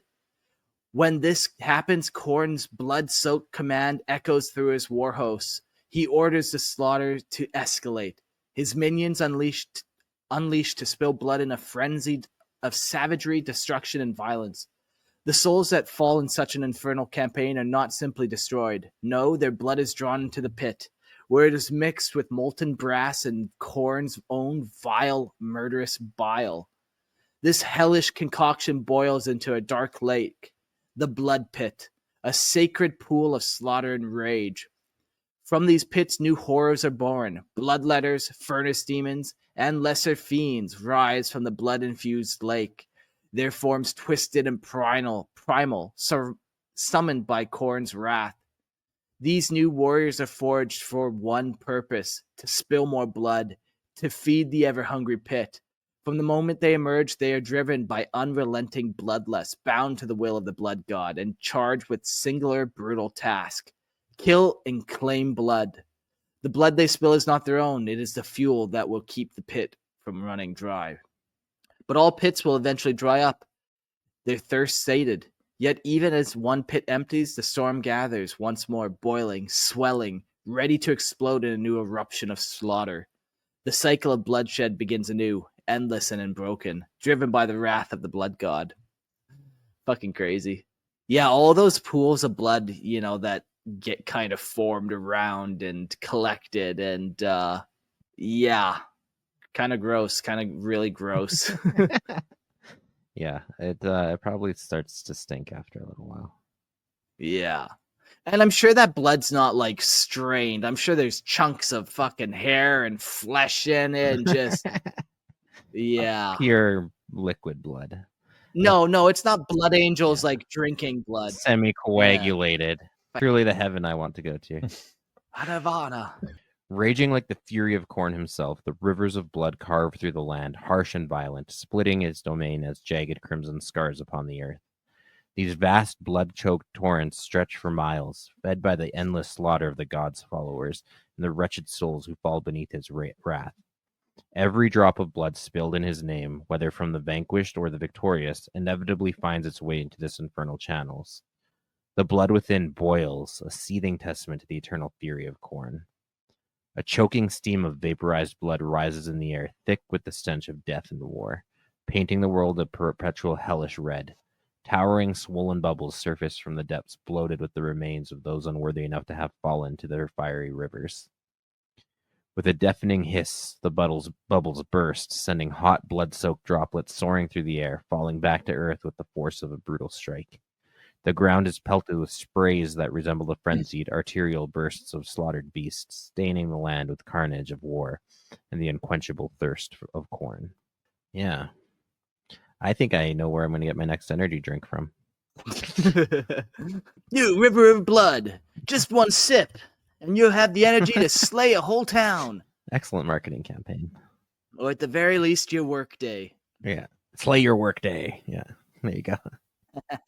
All right, up next we got the Lake of Slaughter, not to be confused with the blood pits. This is a little different. Thousands of blood-drenched rivers tear through the desolate landscape, carving into the earth before plunging into the abyss that stretches for miles.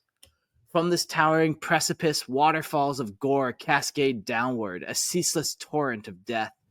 Below, a vast lake swells, larger than any mortal ocean, a roiling pit of madness, inhabited by creatures beyond comprehension. Leviathans forged of brass and bone writhe through the lake's depths, their hunger unending as they consume all in their path. Beast, man, or monster, it matters not. Above the lake, bloodthirsters clash with demons forged from pure solid blood. Their battles a cacophony of blood and carnage and rage. The very air trembles with the fury of their violence, and any who dare venture too close to the lake's surface find themselves plucked from the sky, dragged down to join the carnage below. The surface of the blood lake boils with the blood fury of the blood war as waves of blood rise in the forms of the blood from their... Yeah, okay, you get it. There's a lot of blood in this area. It's a lake of slaughter. It's a blood place. Yeah. Kind of beating the theme to death. Yeah, that is a lot of blood. And you would have alcohol poisoning in a drinking game. All right. The Brass Citadel. On the far shore of the Lake of Slaughter, The earth is a graveyard of skulls, so many that not even the foundation beneath them can be touched. These skulls stretch for miles, a testament to the endless carnage, a desolate expanse that leads to the looming, impenetrable black wall, the outer barrier of Khorne's brass citadel. Standing atop the wall are the demons, their eyes sharp as razors, their fangs and swords gleaming with the promise of death. They are ever watchful, guardians of the blood god's domain, prepared to lay down their lives in a heartbeat to protect their master. Within the citadel's walls, fleshhounds prowl, their senses keen to the blood scent of any fool who dares encroach upon their master's territory. High above the bloodthirsters soar between the outer walls and the inner keep, their keen senses attuned to the slightest tremor in the air. Few have the audacity to challenge the brass fortress. Its defenders strike terror into the hearts of all but the most reckless of Khorne's enemies. It's kind of interesting. He's like this. His castle basically is like protected by a bunch of animals. Yeah, it's Yeah. interesting going through this. Like, when we were talking about the other gods, they had more demons, like lesser demons, greater demons, beasts, steeds. And when I was doing Khorne, he has the least Yeah. amount, but then Khorne has a bunch of these like extra little demons in his realm. Like he's got the furnace demons, he's got those like Leviathan demons, he's got like demons of blood that battle. Like he's got a bunch more in his realm that just kind of serve him and his leisure of fighting. I always, and I could be wrong on this, I always Yeah. pictured those other demons to just be forms of bloodletters. I could be wrong. That's just literally where my mind defaulted to. Like, do you think those forge demons are literally different demons than bloodletters, or they're in the form of bloodletters, or just serving a purpose or a function? Yeah, that's an interesting one. Like I picture him kind of different, but you still picture him humanoid, and you still picture him kind of like muscular. So then really the only thing that could be different would be like their head shape, probably. Sure, like their legs or appendages might be more formed to what their task is, but I don't know. That's just where my mind defaulted to. Are you referring to like the bloodthirsters? No, like these other or- side demons, like the ones in the forges and stuff, or like they do mention those rock demons too. Oh, yeah. On the far periphery, which is a unique form. Yeah, bunch of just like random Yeah. one-offs that just kind Yeah. of serve him in his realm. When an assault comes, the full fury of Khorne's might is unleashed, shaking the very foundations of reality itself. The force that would dare strike against Khorne's citadel must be prepared for an onslaught that could tear the fabric of the realms asunder. Though the other chaos gods covet the power that could be gained by overthrowing the blood god, the risk of such a war Khorne could turn back in a single act of wrath, is too great to incite lightly. Should Khorne rise from his throne in anger, his favored blade, the Warmaker, would cleave through all opposition with a single stroke, ending the lives of his enemies, and possibly the very fabric of existence itself. Khorne, in his rage, once struck the earth with that same sword, splitting the ground and creating a wound that will never heal. The weapon, known as the end of all things, can obliterate entire worlds with its might. Such is the terrifying force of the blood god that no one dares risk war lightly. Thus, the ruinous powers live in a delicate and brutal balance, one that can be shattered only by the most dire of causes. So what is the end of all things? Is this like a melee weapon or like a... It's a sword. Oh, okay. But like a super fancy like warp sword that like Yeah, it's not. It Doesn't- obviously not a Yeah, piece of yeah, metal. obviously. yeah, exactly. Like When Khorne slaughters the enemies of his rival, he does not seek retribution. He does not pursue them beyond the battlefield. Once the bloodshed is done, Khorne returns to his throne of skulls, reclaiming his rightful place at the pinnacle of carnage. This is the unyielding rhythm of the great game, where blood is shed, but balance remains unbroken. just a warning for everyone in the chat. I'm taking names of everyone who makes a female period joke there. And I will be reading them out at the end of the show to publicly shame all you filthmongers. I mean, there is a pretty heavy flow There. of blood in this episode. I'm not gonna lie. I will not allow those kind of jokes, Jordan. Period. The throne of skulls. At the heart of the brass citadel beyond the bastion stair and the 8 towering iron pillars, Khorne sits upon the throne of skulls, an unyielding titan of wrath. From this grim seat, the god commands his blood legions and mortal thralls to bring destruction to the furthest reaches of the galaxy. With every victory, Khorne's thirst for blood deepens, gnawing at him, insatiable. With every failure, he claims the blood of the fallen champions, their deaths feeding the rivers of his brutal realm. Blood is Khorne's, and if it must be harvested from his own servants, then so be it. The mound of skulls surrounding the throne of skulls rises high, a twisted testament to the god's dominance. It is formed from the bones of the fallen Khornate champions and their broken enemies. Were these skulls capable of speech, they would howl of the savage times before the Long War, when Angron, the Primarch of the World Eater, had yet to be pledged himself to the Blood God. Others would recount the crushing blunders that led entire species to fall beneath the relentless axes of Khorne's berserk legions.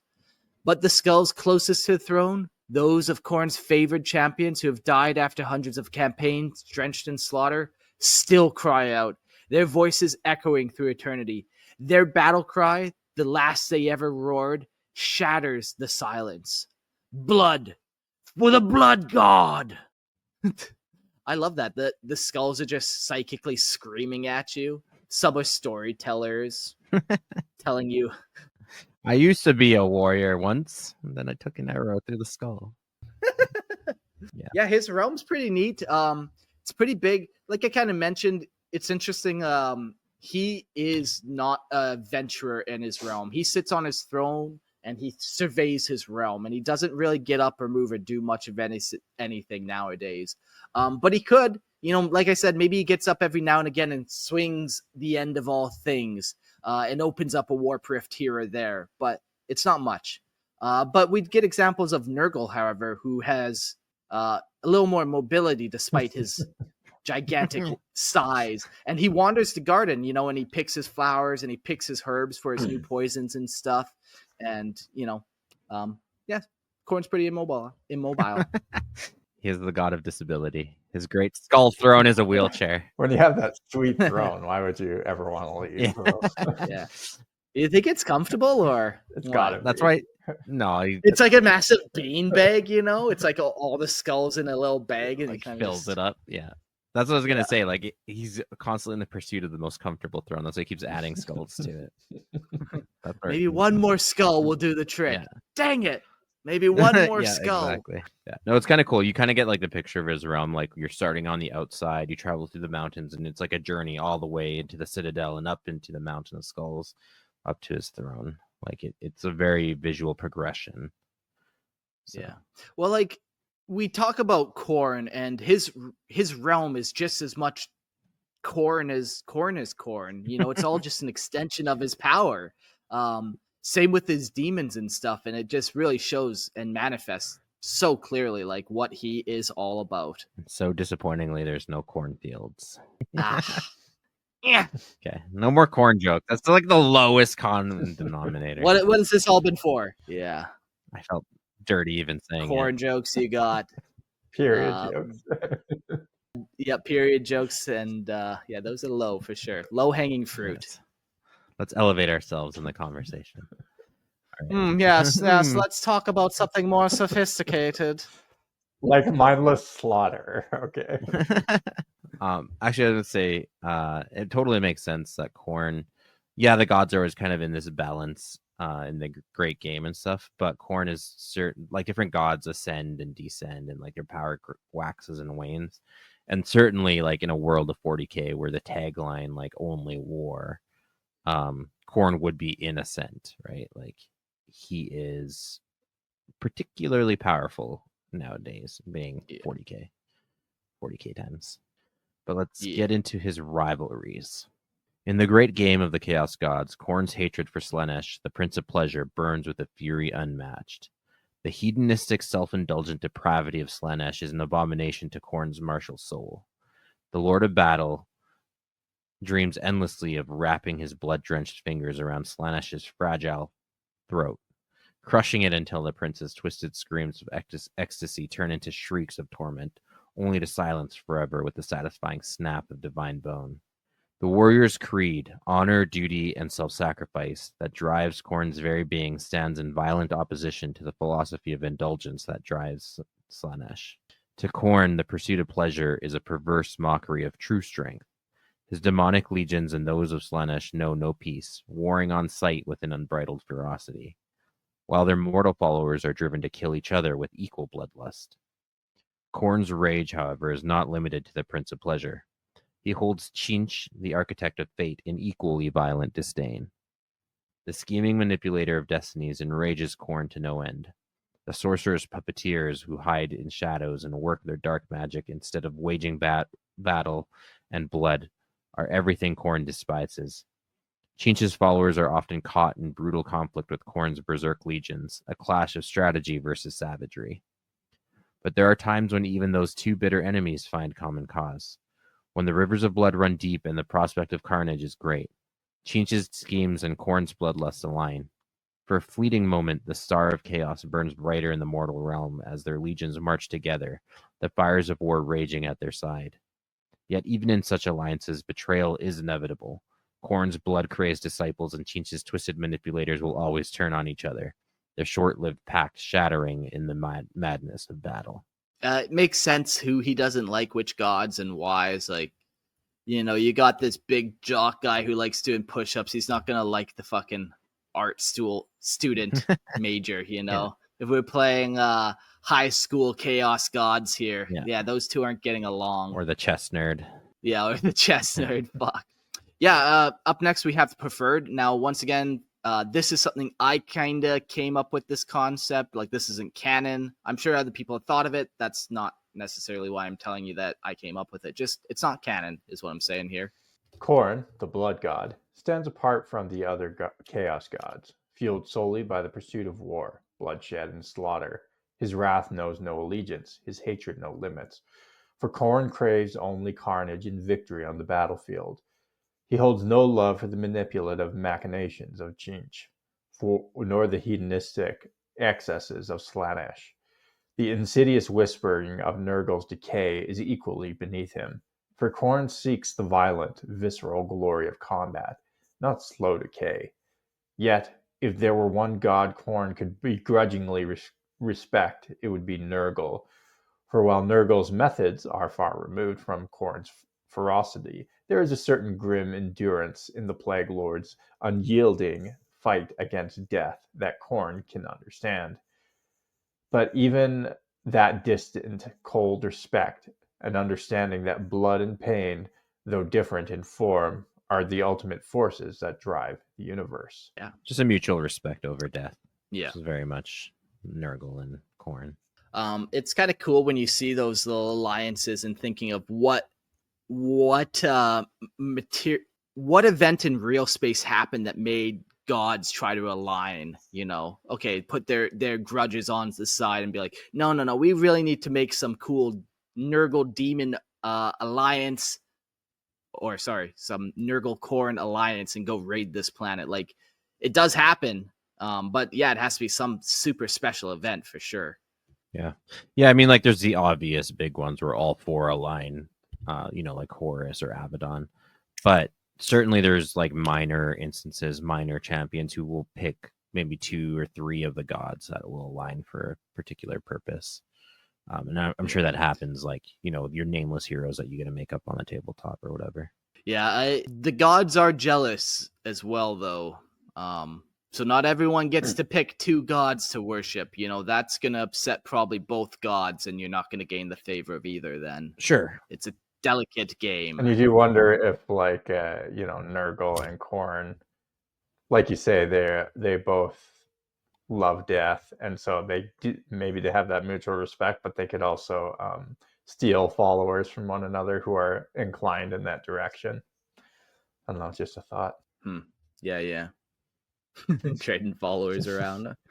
I'll trade you 10 cultists from the planet Felucia for that one guy over there, that Ogren. I love it when you mix Star Wars and 40K Mark. Not a very creative type over here. I had to steal from like not 40K to sound creative. You could see like maybe a certain type of 80-year-old politician that is very fond of drone strikes, being both a fan of Nurgle and Khorne. Yeah. There's ways to make them both happy. The Deathless and the Warmonger. So there you go. Up next in this episode, we're gonna briefly talk about all the different Khorne demons. Like I kind of mentioned, I think this needs an episode. I could write a paragraph, I could write 2 paragraphs, but I still feel like even 2 paragraphs wasn't enough. Like, it'd be cool to talk about what kind of weapons they use, like their armor, I suppose, could be kind of interesting. What do they actually look like? I kind of describe a little bit like, oh, they're red demonic looking creatures, but maybe we could get a little deeper. So that will be an episode at some point in time, just focusing like actually on the demons and talking about them and everything you could possibly get. But here's the little quick little disclaimer for you guys. Of all the demons of chaos, the demons of Khorne are embodiment of bloodlust and slaughter. Massive and terrifying and merciless, they are the beasts forged in the crucible of war. With cruel horns, gnarled fangs, skin as red as the blood they spill, and eyes that burn with eternal rage, their purpose is clear: to rip, tear, and destroy. Their hunger for carnage is insatiable, and their fury knows no equal. Only the fool dares to bargain with the demons of Khorne without the endless supply of blood to offer in exchange for their fleeting life. The blood-soaked pact is simple: delivering them to the slaughter, and they will grant you their wrath, briefly. But once unleashed, these creatures will spare no one, charging into the fray with wild abandon, seeking any and all victims to dismember in their wake. However, such demons are as treacherous as they are brutal. Any ally could swiftly find themselves torn apart by these raving beasts, for they care not for loyalty, only bloodshed. Yet, for many, this savage volatility serves a singular violent purpose. There is no greater tool than Khorne's wrath, even if it turns upon its summoner. Like I kind of mentioned, there's not a lot of Khorne demons. We'll go through them, starting with the Daemon Prince, which is the most flexible and least standard of all of them. But here we go.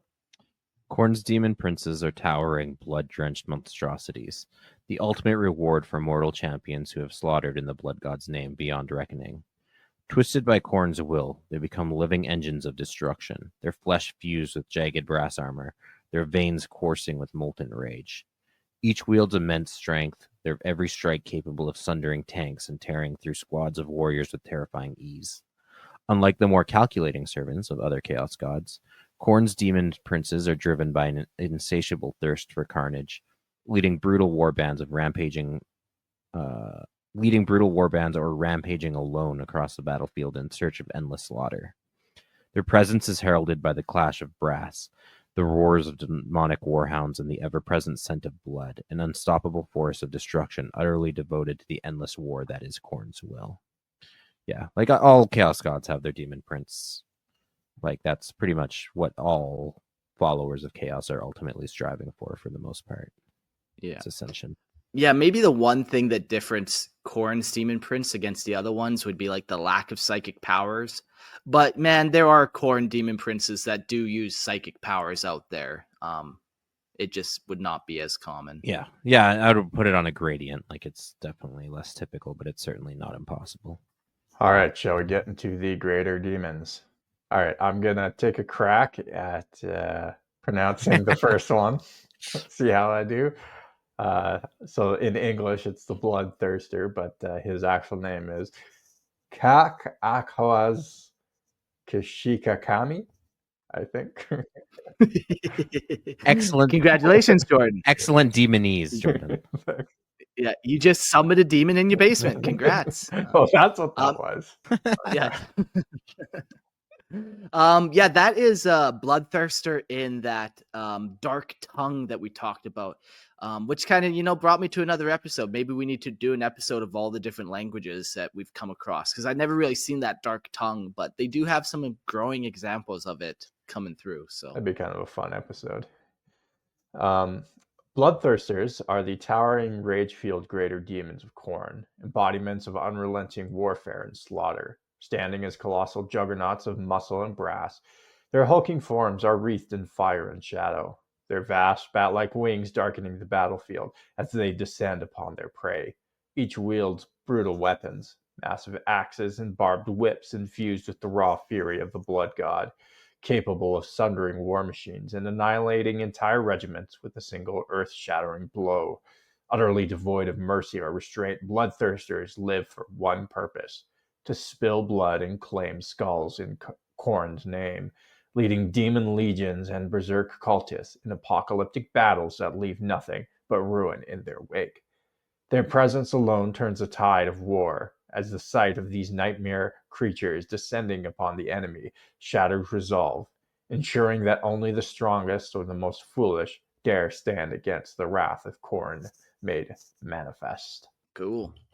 Yeah, fun demon. He's got wings. He's got big weapons. There's a couple different types that would be cool to go into, like, you know, when they released their new Bloodthirster. I don't know, maybe it was 7th edition when they came out with that box set. They came out with, like, the Lord of Blood, and he had an axe, and then there was one with, like, 2 chains, and then a couple different variants. But yeah. I think there was a Um, strong similarity, let's say, with the Balrog from Lord of the Rings. I was kind of thinking that. The debate around the wings Yeah. is still out there, but we won't go there right now. Yeah, my way back in the day, and you probably remember this army, but I made a true scale World Eaters army, and it had some Khorne demons with it that I did like the dipping technique in. But I used the bloodlet or a Balrog as my bloodthirster because, like you said, man, it's almost perfect. Yeah. Slapped on a bunch of armor plates on it. Yeah, that was the cherry on the cake. Was all the brass like armor pieces you glued onto that guy, and like chains and stuff. Yeah, chains, fantasy shields and stuff, and yeah. What happened to that guy? Cool. I probably burnt it in a fiery pit of blood. Trying to get more plastic, trying to do a ritual of more plastic. You just got cancer though, because you breathe in those fumes. Plastic for the plastic god. You win some, you lose some. Yeah. The next demons we'll talk about are the lesser demons, and that is the Bloodletter, or in the Dark Tongue, there's a bunch of apostrophes in here, and I think every time there's an apostrophe, you do a little tongue wiggle, like, just so you know, for future reading reference. Bloodletters are the snarling, sword-wielding foot soldiers of Khorne, the embodiment of his wrath-given form, tall and lean with crimson skin. Their bodies are built for battle, sinewy muscles coiled beneath demonic hide, tougher than iron. Black horns crown their bestial heads, and their blazing eyes smolder with sexy look as they charge into the fray. Howling praises to the blood god. A nice romance novel. Yeah, smoldering eyes was a weird choice on my part, but here we are nonetheless. Each wields a jagged hellblade, a weapon so saturated with Khorne's murderous will that it can carve through ceramite and flesh alike with terrifying ease. Though they fight in a disciplined ranks, their savagery is barely restrained, their thirst for slaughter barely contained as they seek to drown the battlefield in gore. Wherever bloodletters march, they leave only ruin, their presence a crimson omen that the blood god's hunger will soon be sated. Cool little guys. And by little, probably like 7 feet, 8 feet tall. Yeah. Like they're small on the demon scale as lesser demons, but like compared to humans. Yeah, and they got those weird like reverse knee goat leg things. So like if they stand straight, man, yeah, they might even be pushing like 10 feet. Yeah. Yeah, and like you said, you described them earlier. They're pretty much like the prototypical demon from like Christian, I'll say mythology, like and how they're described. Like a lot of the Catholic interpretations of demons come from like a combination of other sources like Pan or like satyrs, but definitely those vibes coming from these guys. Yeah, red skin, horns. Man, that reverse knee thing is driving me crazy. I used to know. I'll Google it for you. Yes, please. All right, while we're at that, let's get into the beasts. Flesh hounds, or Ka'akayashik. By the way, lots of K's, H's, Y's. That's kind of like the demonese vibe of everything Khorne. Fleshhounds are the relentless hunters of Khorne, ferocious demonic beasts bred for the sole purpose of running down and slaughtering the blood god's enemies, towering over mortal warhounds. Their muscular crimson-scaled bodies are covered in thick brass collars, inscribed with anti-sorcery runes, allowing them to tear through even the most powerful psykers with impunity. Their maws are filled with jagged fangs, their breath reeking of brimstone as they bay in anticipation of the kill. Once a fleshhound is caught the scent of its prey, escape is impossible.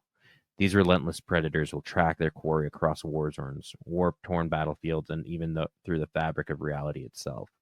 When they finally strike, it is with terrifying speed and overwhelming brutality, their pack instinct driving them to rip apart their victims in a flurry of fangs and claws, all in tribute to Khorne's endless thirst for slaughter.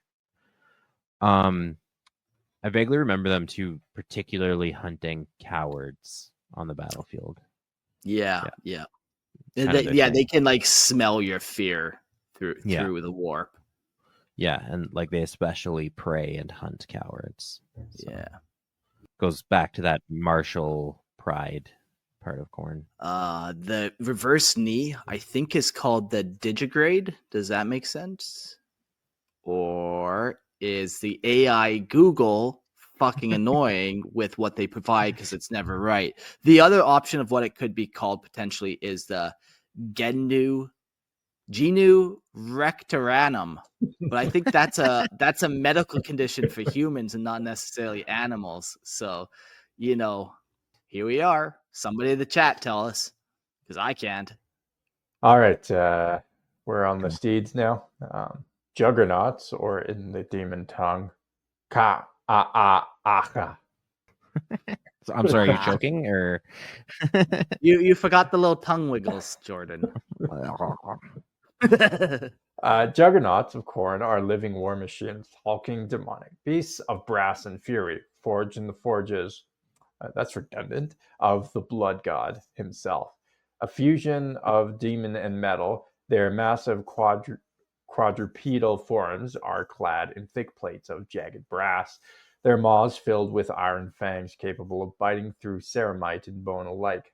Their red-hot eyes burn with unrelenting rage as they charge into battle, trampling anything in their path with thunderous force, leaving only blood and ruin in their wake, often ridden by Khorne's chosen warriors, bloodletters, or mortal champions who have earned the blood god's brutal favor.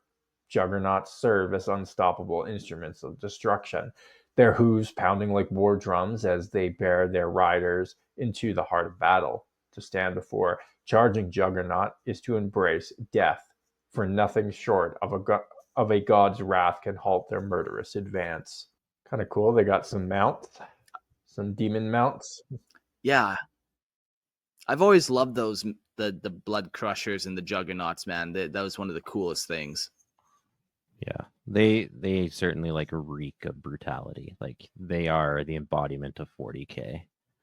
Like, yeah. Living machine metal demons. Yeah, very cool.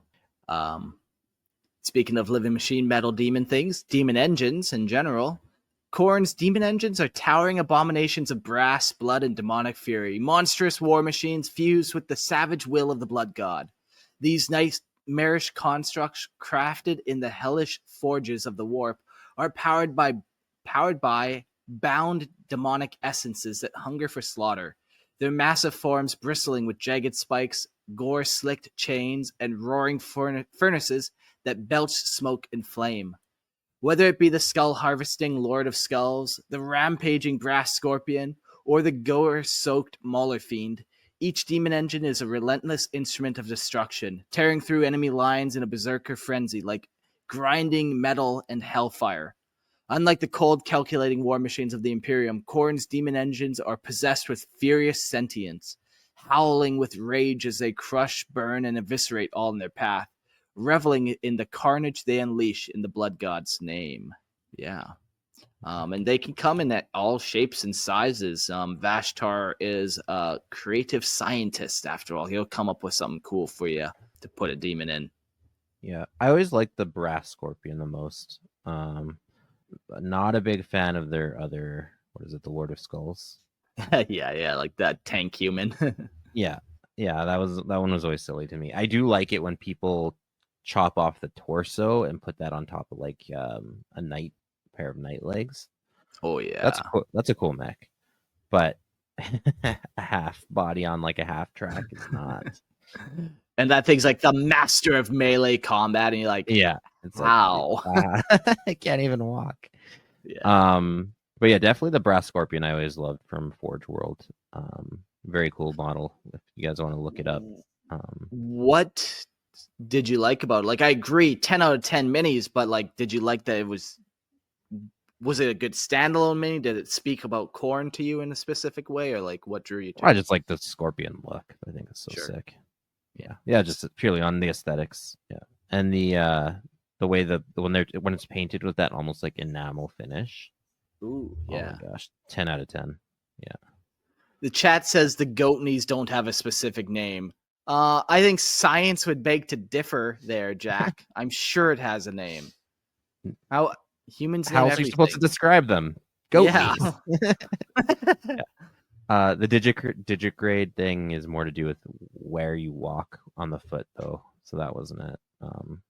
Digitigrade is like walking on your toes, and plantigrade is like walking on a flat foot, like your whole foot.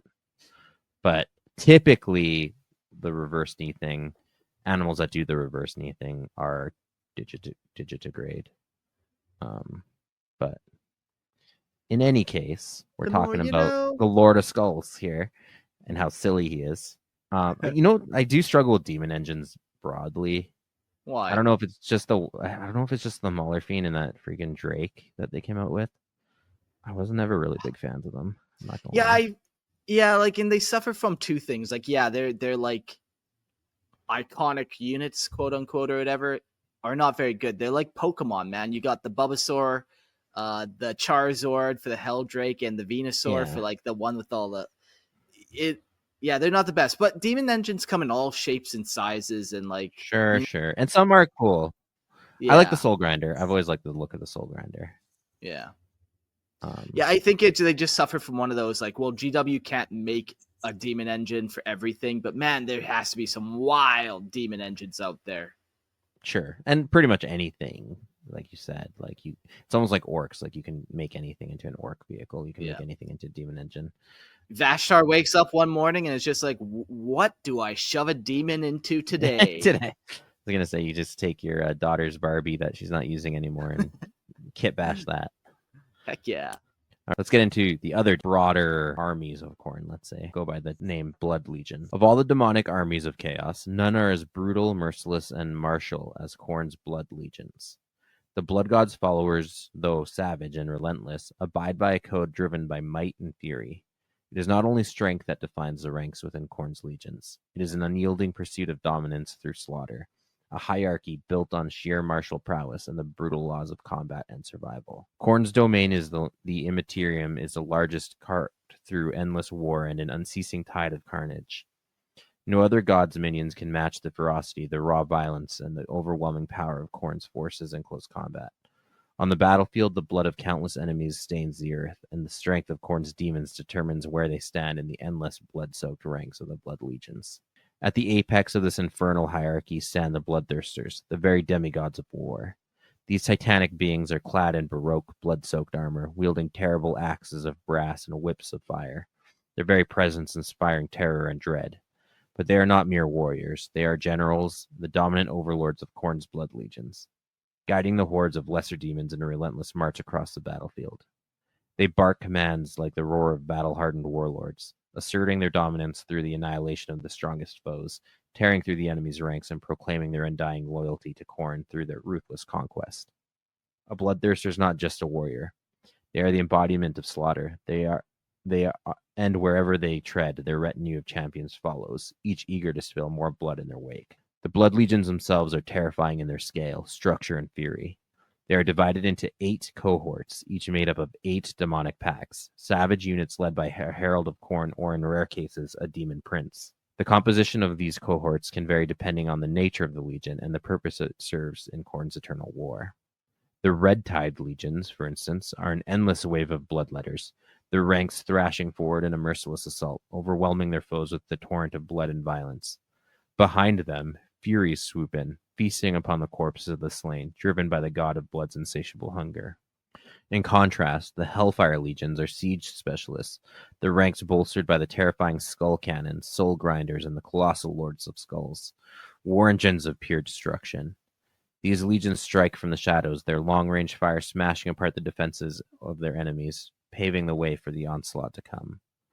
The Brazen Thunder legions, however, are the fastest and most mobile of Khorne's legions, with the crushing weight of their blood thrones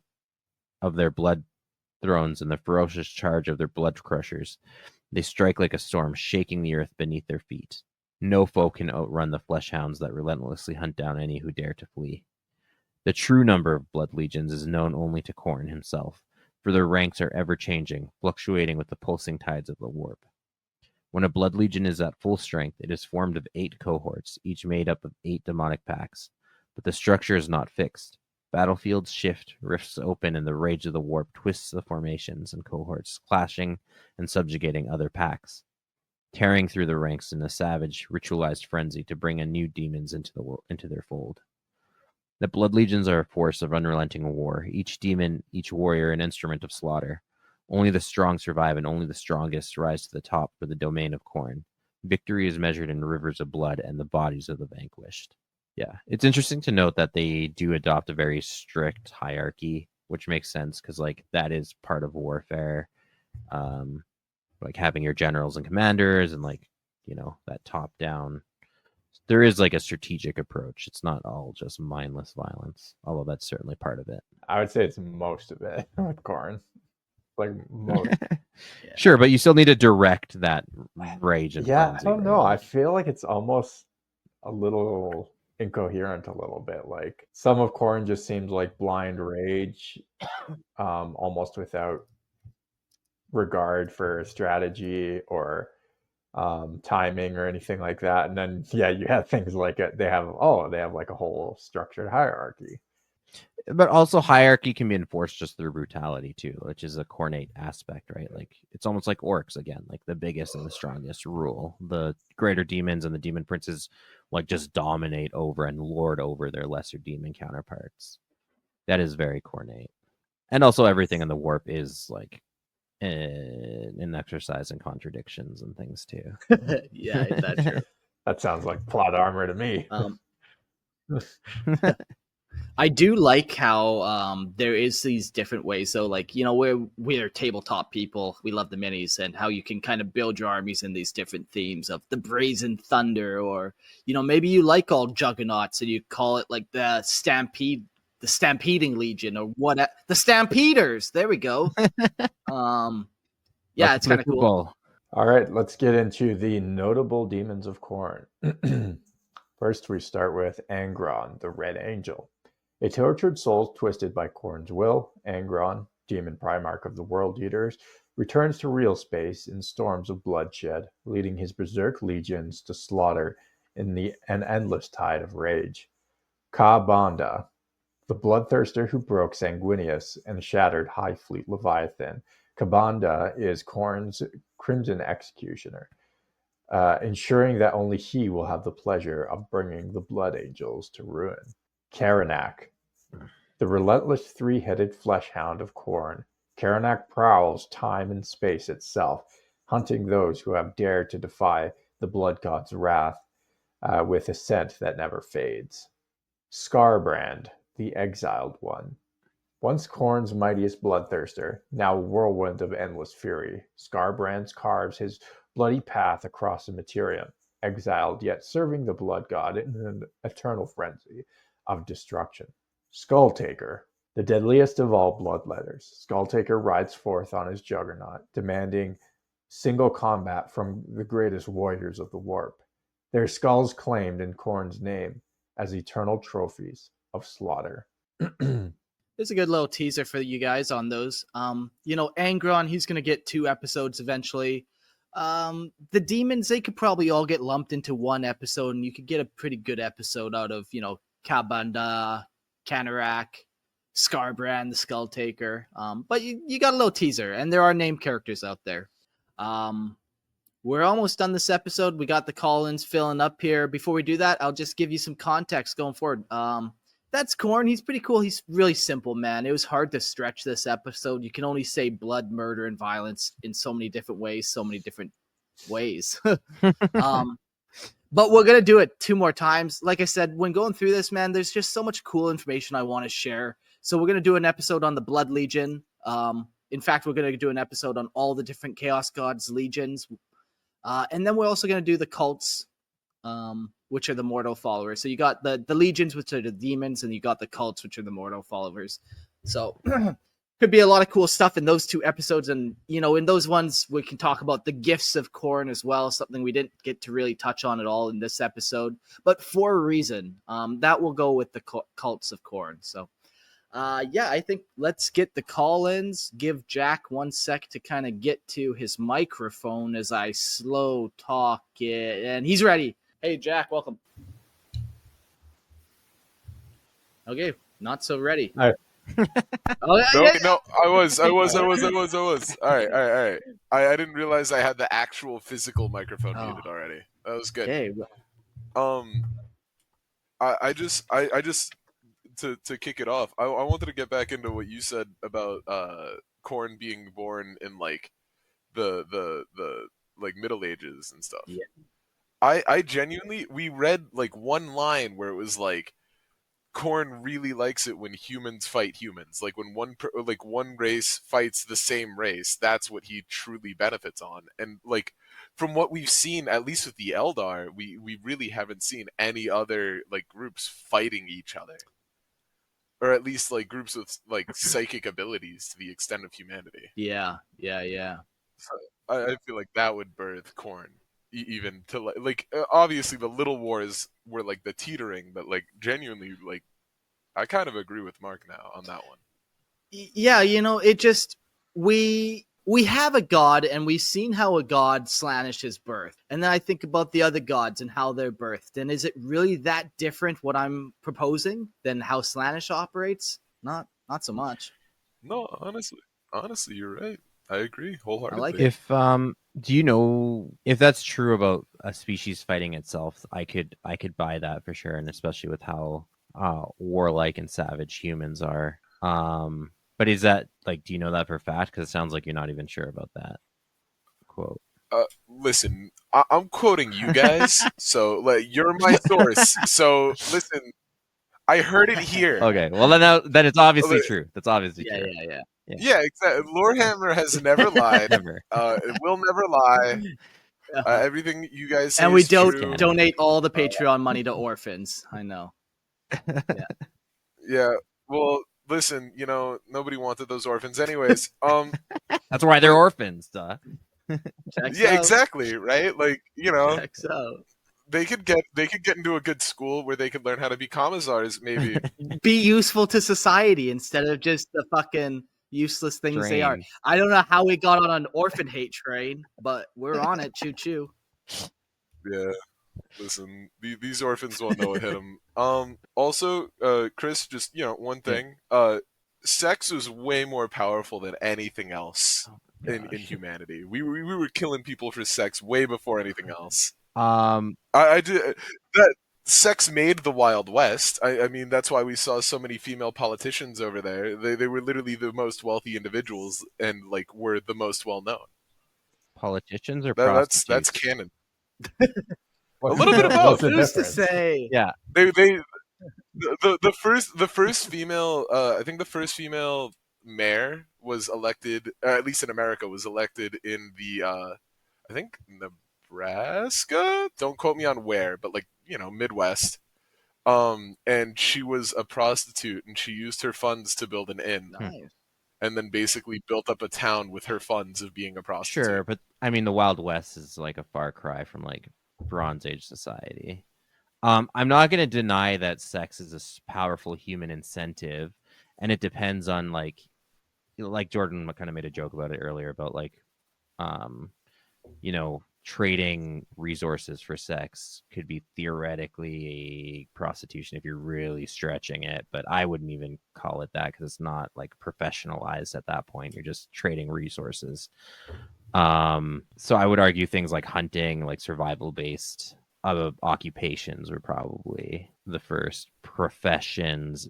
And again, it depends on how you define profession and like where you pinpoint like the beginning of what you would call an economy and what you're trading for. But that's a whole other thing. I'm not denying, again, the power of Slaanesh here. I'm just saying that He's not denying prostitution. people like, Or that he is a prostitute. or that I am a prostitute. Yeah, exactly. Put respect on the prostitute's name. All right, you know that's all I'm saying. They're hardworking individuals working day in, day night. Excuse me, they're excuse me, no. And on their excuse knees. me. They are sex workers, not whores. They are not whores. Nobody called them whores yet. We weren't there yet. That's not in the Okay. script. Well, regardless, yeah, I take umbrage with the oldest profession claim. I don't buy it, but Okay. Well, you know what people did buy? Sex. So To get bent. begone thought. Yeah. And with that, we will banish Jack back into the wild. Yep, Thanks for calling. Jordan, read quotes with funny voices. That Maybe is all. next time. Goodbye. Bye. If you pay me like a whore, I'll read Man. anything, any way you want. I got $20. Fuck yeah. Okay. I will say it's fitting for Slaanesh to be taking over a Khorne episode here. How much they hate each other. Right. Next up. Skeleton. Hey, welcome to the show. Howdy. Good to be here. Yeah, I enjoyed the episode. I'll say Khorne incredibly one note. See, I agree. he's- This is my whole Yeah. issue with him. My whole issue. Yeah, I have to really dig down to find some subtlety. You know, like any kind of nuance or anything. What, the rivers of blood wasn't doing it for you? The lakes of slaughter? I mean, it's fun in that regard, but in terms of like a complexity to grasp onto, there isn't much. I think you guys covered Blood Pack, Sons of Sect a bit earlier, where you get a little bit more flavor to them.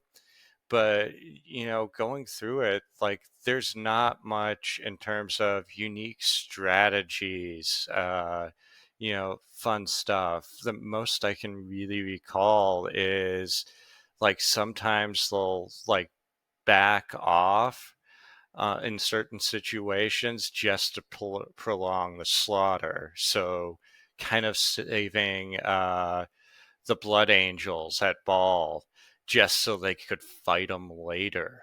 But beyond that, they're one note kind of god. So I think thematically they might be one of the weaker gods in terms of like what you can really grasp onto in terms of diving into the lore around Is them. there something that you wish was tacked on? Some aspect or some... Yeah, I think a furthering of like the Blood Pack theme, explorations of different kind of anger. I know in some regards, like ritual bloodletting does feed Khorne. In terms of Logar, the word bearers doing it. I would like to see those aspects kind of explored a bit more than they have been. Okay. One interesting take. So in like Greek mythology, everyone knows that Ares is a god of war, but a lesser known fact is that Athena is kind of his counterpart. She's also a goddess of war and wisdom, and kind of her approach to war is more of a strategic warfare. It's like the higher minded form of combat, where Ares is a lot more of a base human, rage and glory kind of seeking combat. So like maybe including more an Athena aspect to Khorne would be interesting. I like the Eldar god Cain, with all his different. Cain is a very deep god of war compared to Khorne, which I agree. Yeah, I think more of that aspect in terms of like a retcon potential, Oh, I no. think Khorne has. We don't do that here. No retcons. Same way the Necrons were made much more interesting rather than just zombies. I think Khorne can be, make him into more of a thinker. He doesn't have to be a full-on chess player. Stick him in his checkers role, but give him something to like bite into in terms of some subtlety. Yeah. I do like that kind of thought of that adding wisdom on, where it almost seems so opposite of what he is. But yeah, no, you gotta we've talked about whenever we do Tau episodes about like in order to defeat your enemy, you must first know them and how you must train your mind first before you train your sword. And yeah, kind of the same vibe where to be a good warrior, you have to be a thinker first. Yeah, we don't have to go like full samurai with him or anything like that, but maybe more of a harvesting reaper aspect where there's an understanding that that if he keeps on slaughtering, there's going to be no more blood. So good, it's like growing new realms of blood for him to eventually harvest. cattle. He's a a farmer and a warrior, a rancher and a warrior. Yeah, because that's what he is essentially. Is he sits back and he. That's not a bad idea. Blood to have farmer.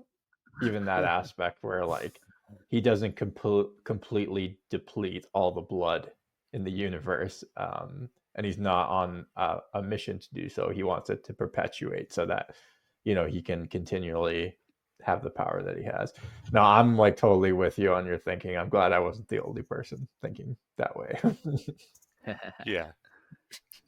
You guys ever Appreciate see that. that meme where it's like a graph, and at one side you got low IQ, on the other side you got high IQ. So low Yeah. and high IQ, they both like Khorne. And then you got that middle people, that's you two, they're like, Khorne's one-dimensional. Meanwhile, everyone else is like, this is fucking tight. You're the midwits.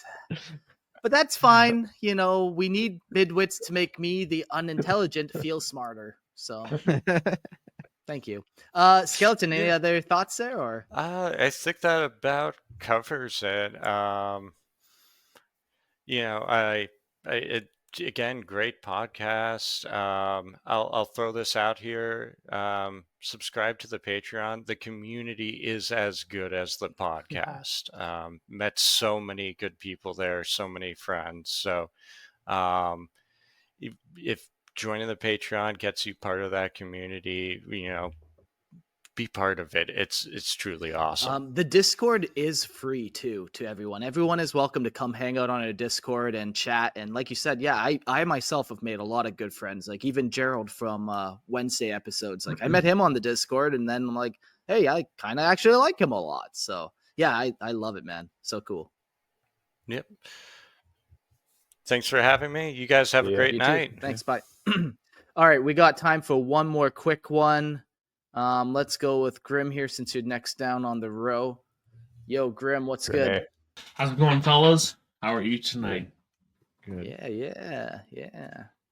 I'm excited to finish this episode and get to my bloodbath before bedtime. Oh, goodness.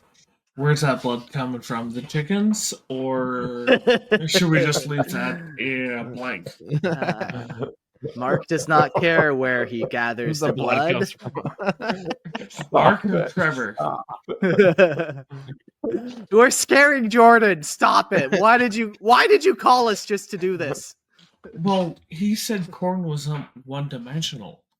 I mean, I see it. But then again, being a youth, when I was younger, I got into Warhammer.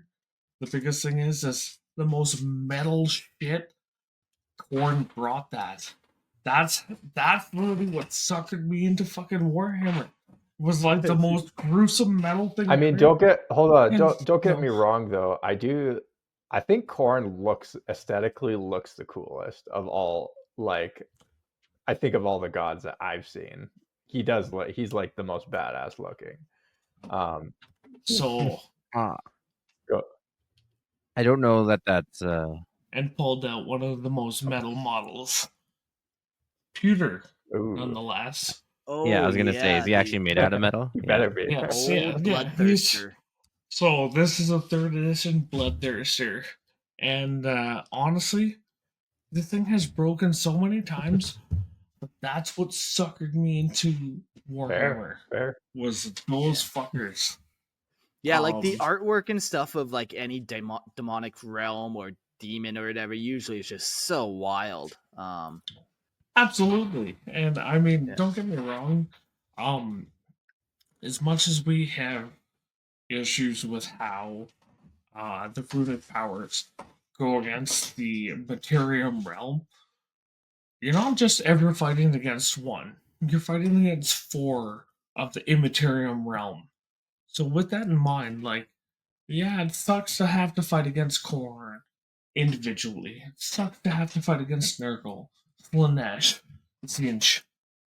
But to have to fight them as a whole, truly, I don't see the Imperium holding any ground. Like, Yeah, you can't ever battle something that when you battle it, you just make it more powerful. Like, it's kind of one of those things. Aha, I got your skull. Well, that's what we wanted. yes, and that keeps the status quo of the world, because you can have all these other issues, wars going on between all these other races, and demons just, if Imperium's winning, demons or just the runic powers come in and say, fuck you, and they take over. Yeah, very cool. Is Khorne then your favorite of all the gods, or Once again, I'm undivided. I Fair have no allegiance to one or another, as much as I do love them all. Gork and Mork probably are my true favorite. Okay. Yeah, next Wednesday episode we're doing the Gork and Mork, and it's going to be fun with Brody and Gerald doing voices and stuff. We couldn't quite get Jordan to do a voice this time, but that's the way she goes. That's all right. Next time. All right. Well, thank you, boys. I'm gonna mention one last time. Join the Patreon. It's a great community. Skelly said there's a whole bunch of stuff going on. You guys are fucking fabulous. However, the Patreon or even just the Discord itself, everyone joins in. It's a fucking blast. Anyone who's listening, join it. It's a riot.